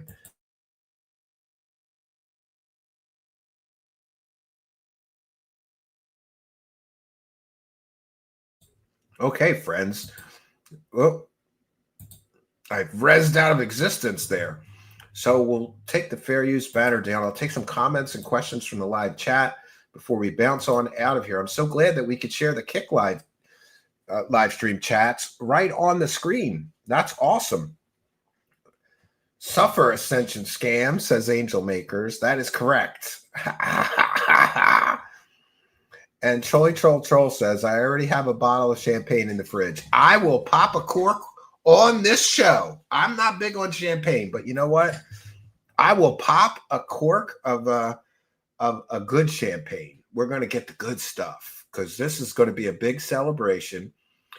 As I said, once January 1st, 2026 comes, he's fucked. What's he going to do? How's he going to explain that for 2 or 3 years now he's been saying that Ascension is coming by 2025, and then it doesn't come? Just like his wife didn't come. She had to resort to cucumbers. And if you think I'm kidding, you don't know David Wilcock's history and the story about his ex-wife making cucumber porn where she's, it's crazy. Every time you think that David Wilcock's life can't get any wackier, that's why we call it the Wacky World of Wilcock. And by the way, I apologize for not having the Wacky World of Wilcock bumpers and all that stuff. I'm going to get those together. And Arlene is reminding everybody they can buy me a beer or buy me a coffee. I saw the police cam of that crazy woman who went bonkers on mushrooms. Yeah. And we're getting the police interviews. So we'll be able to see what she talks to, what she tells police, right? He started predicting the same thing since May, says Jack Regan. You are correct. Starlight Warrior says, keep your head up. I certainly am. I think that the attack that we have been through is it was a heinous attack on my wife, my children, me, my reputation, my family, my home. But I think that we're kind of past the anger part and onto the defending myself and defending my family part. This person has been scamming people on the internet for, I don't know, a decade, and I can prove that. So she has no right to be trying to attack me, especially attacking me using government resources or agencies. But it is what it is. These grifters, they're going to, and these scammers we expose, they're going to try to attack me. And as I said before, and I'll say it again, I don't care if they attack me. But when they involve my wife and my children, that becomes a real problem for me. And we certainly will be making some changes here to ensure that that won't happen again. Because, like I say, I'm willing to take whatever shots these people want to throw at me, but I'm not willing to let them throw shots at my wife or especially my children. They're pretty innocent children. They don't have anything to do with this. But it just shows you how disgusting and despicable. Oh, you're a love and light psychic healer? And this is what you're doing to a reporter? Yeah, I can't say too much. But Arlene says, I can't say too much. Stephen can't say too much, but I can. Sarah is a lowlife, and I hope that body cam video goes viral. Well, I have some news about that. I'm certain that that party is going to threaten to sue me or threaten more attacks against me if I don't take the body cam footage down. So what I've decided to do is give it to 25 other show hosts and tell them they have my permission to upload it, talk about it, as long as they link back to our show here. Can she get in trouble for filing false reports? Quite possibly, and we're looking into all available avenues, right? I commented to Terry Joyce that Sarah is threatening Stephen's family. Yeah, well, Terry Joyce is one of the people that's going to upload the body cam to her channel. And soon it's going to be on 20, 25 channels. I don't know. I'm going to call in some favors. I want everybody to upload it to their channel so that she cannot threaten or intimidate all of us. She might threaten or intimidate some of us into saying, it's not worth this crazy bitch. I'll take it down. She's not going to threaten or intimidate 25 people. And by the way, if it gets uploaded to 10, 25, 10, 20, 25, different platforms on YouTube alone, it's going to get on Rumble. It's going to get on BitChute. It's going to get on Odyssey. It's going to get on Vimeo. She's not going to be able to hide that. And by the way, I just want to put another thing on the record. She has told her followers that the slander and defamation will be taken off the internet. I published publicly available body cam footage that are public records. Publishing public records is not slander. Publishing public records is not defamation. But we're talking about a person that is taking advice from fake lawyers that are, in her cult. So this is what happens, right? Garaji says, I'll post it wherever you want, Reddit, YouTube, etc. Yeah, and here's a link to the body cam video. And by the way, I'll put this on the record. I'm going to put it on a Google Drive, the body cam video. My body cam video has an introduction from me, but I'm going to put just the body cam footage on, maybe I'll put it on an alternate channel too, and I'm going to put it on a Google Drive link. So if you want to download it, even if you don't have a YouTube channel, start one. Just use the same title that I give you with the video. Put it on your YouTube channel. Put it on your Rumble channel, your BitChute channel, your Odyssey channel, your Vimeo channel, your Kick channel, your Twitch channel. Broadcast it on, upload it to your Twitter. Put it on your Facebook. Let's spread that so that she cannot threaten or intimidate people into getting that removed from the internet. It's public records. It's publicly available police body cam footage of this incident she was involved in. Richard Warner, a video like that would be welcome on many shows. Yeah, I'm gonna reach out to some people and ask everybody to upload it to their channel. Lunar Sparkle says, I follow true crime channels. We're starting to do true crime stuff here. I'm working on some stuff, right? Lunar Sparkle says, I watched it like 3 times at least. Yeah. Archaic Revival says, I'll put it on my hard drive. I'll send it out as Christmas gifts. Cut those bangs. They're still too long, bro, says Archaic Revival. No. Remember, I do have a paralyzed eye, so I like the bangs covering my eyes, right?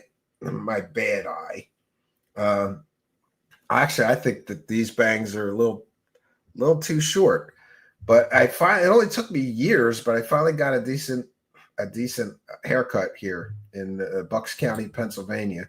Ambidextrous. David used to say ascension is an ongoing process, which is happening to everyone, but some feel it is more meaningful than others. Himself. Then he changed it to a specific day that is always soon. Yeah, and never comes. Stephen Cambion's True Crime. Yeah, we're going to do that. We're definitely going to do that. I'm working on a couple of different ideas for series and things like that. So what can I say, friends? We've done our due diligence. I will most likely be back tomorrow night at 7 p.m. Eastern. And I apologize. Sometimes I say, hey, I'm going to be back tomorrow night at 7 p.m. But listen, we had to deal with some nonsense from this grifting scumbag fake psychic today. And yesterday, I really wanted to spend the time with my family and to prepare the best that we could for what we had to deal with today concerning that. And so, Monday I said, I'll be back tomorrow. And then I wasn't back, but you can always follow me on Twitter at Stephen Cambion. And if I ever don't show up, you'll know it's because I thought I was going to be able to, and something pops up, it's one of those things. I will most likely be here tomorrow at 7 p.m. I'm thankful to spend this time with all of you. And I'm thankful that we were able to stop our dependence on software that keeps crashing. And I apologize for the technical issues, but I believe that it should all be hammered out. So if we have, and like I always say, it's a live show. You can get it warts and all. I'm sorry if there was a few warts tonight, but tomorrow there'll be less. And I'll actually spend a little more time working on this. So we'll check in with the Kick Live chat one more time and make sure check in to see if we have anything else. They got a new system over there called Kicks. You could buy kicks and then send them to creators. So, hey, let's get our first kick, right? I don't think I've gotten a kick. I don't think you want to get a kick, right? Especially not in the balls. But interesting. There's a new system there where they're going to be, you buy like credits and then you can send the credits to creators there. Starlight Warrior says, great show. Thanks. Good to hear it. Troll says, last night on Coast to Coast, they had a guy named William Henry who talked about Ascension. Yeah, he's another Ascension pushing wackadoo, right? But Ascension never comes, just like David Wilcock's wife. Well, what can I say, friends? We've done our due diligence. I'll be back tomorrow night, most likely 7 p.m. Eastern. Follow me on X or Twitter at Stephen Cambion. Visit our website, truthseekershow@gmail.com. And also be sure to like, comment, subscribe, and share these videos because it really, really does help. So we've done our due diligence, and that's all I got for you, friends. Until next time, my name is Stephen Cambion. Good night, and God bless all of you. Oh yeah, look at that. Very good. Oh yeah, look at that. Very good. Oh yeah, look at that. Very good. Oh yeah, look at that. Very good. I'm David Wilcock. I'm David Wilcock. I'm David Wilcock. Cock. Wow. Wow.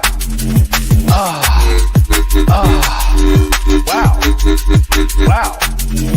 Extraterrestrials, angels, suck. Extraterrestrials, angels, suck. Extraterrestrials, angels, suck. Extraterrestrials, angels, suck. Wilcock.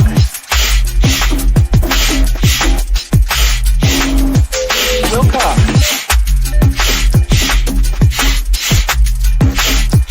Wilcock.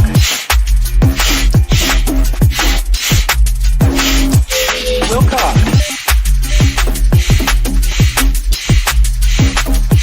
Wilcock.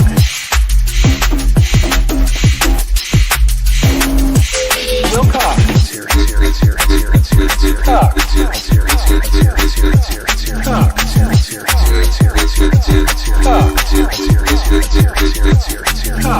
Extraterrestrials, angels, suck. Extraterrestrials, angels, suck. Extraterrestrials, angels, suck. Extraterrestrials, angels, suck. Woo! Woo! Woo! Woo! Woo! Suck. Woo! Woo! Woo! Woo! Woo! Suck. Woo! Woo! Woo! Woo! Woo! Suck. Woo! Woo! Woo! Woo! Woo! Talk. I'm David Wilcock.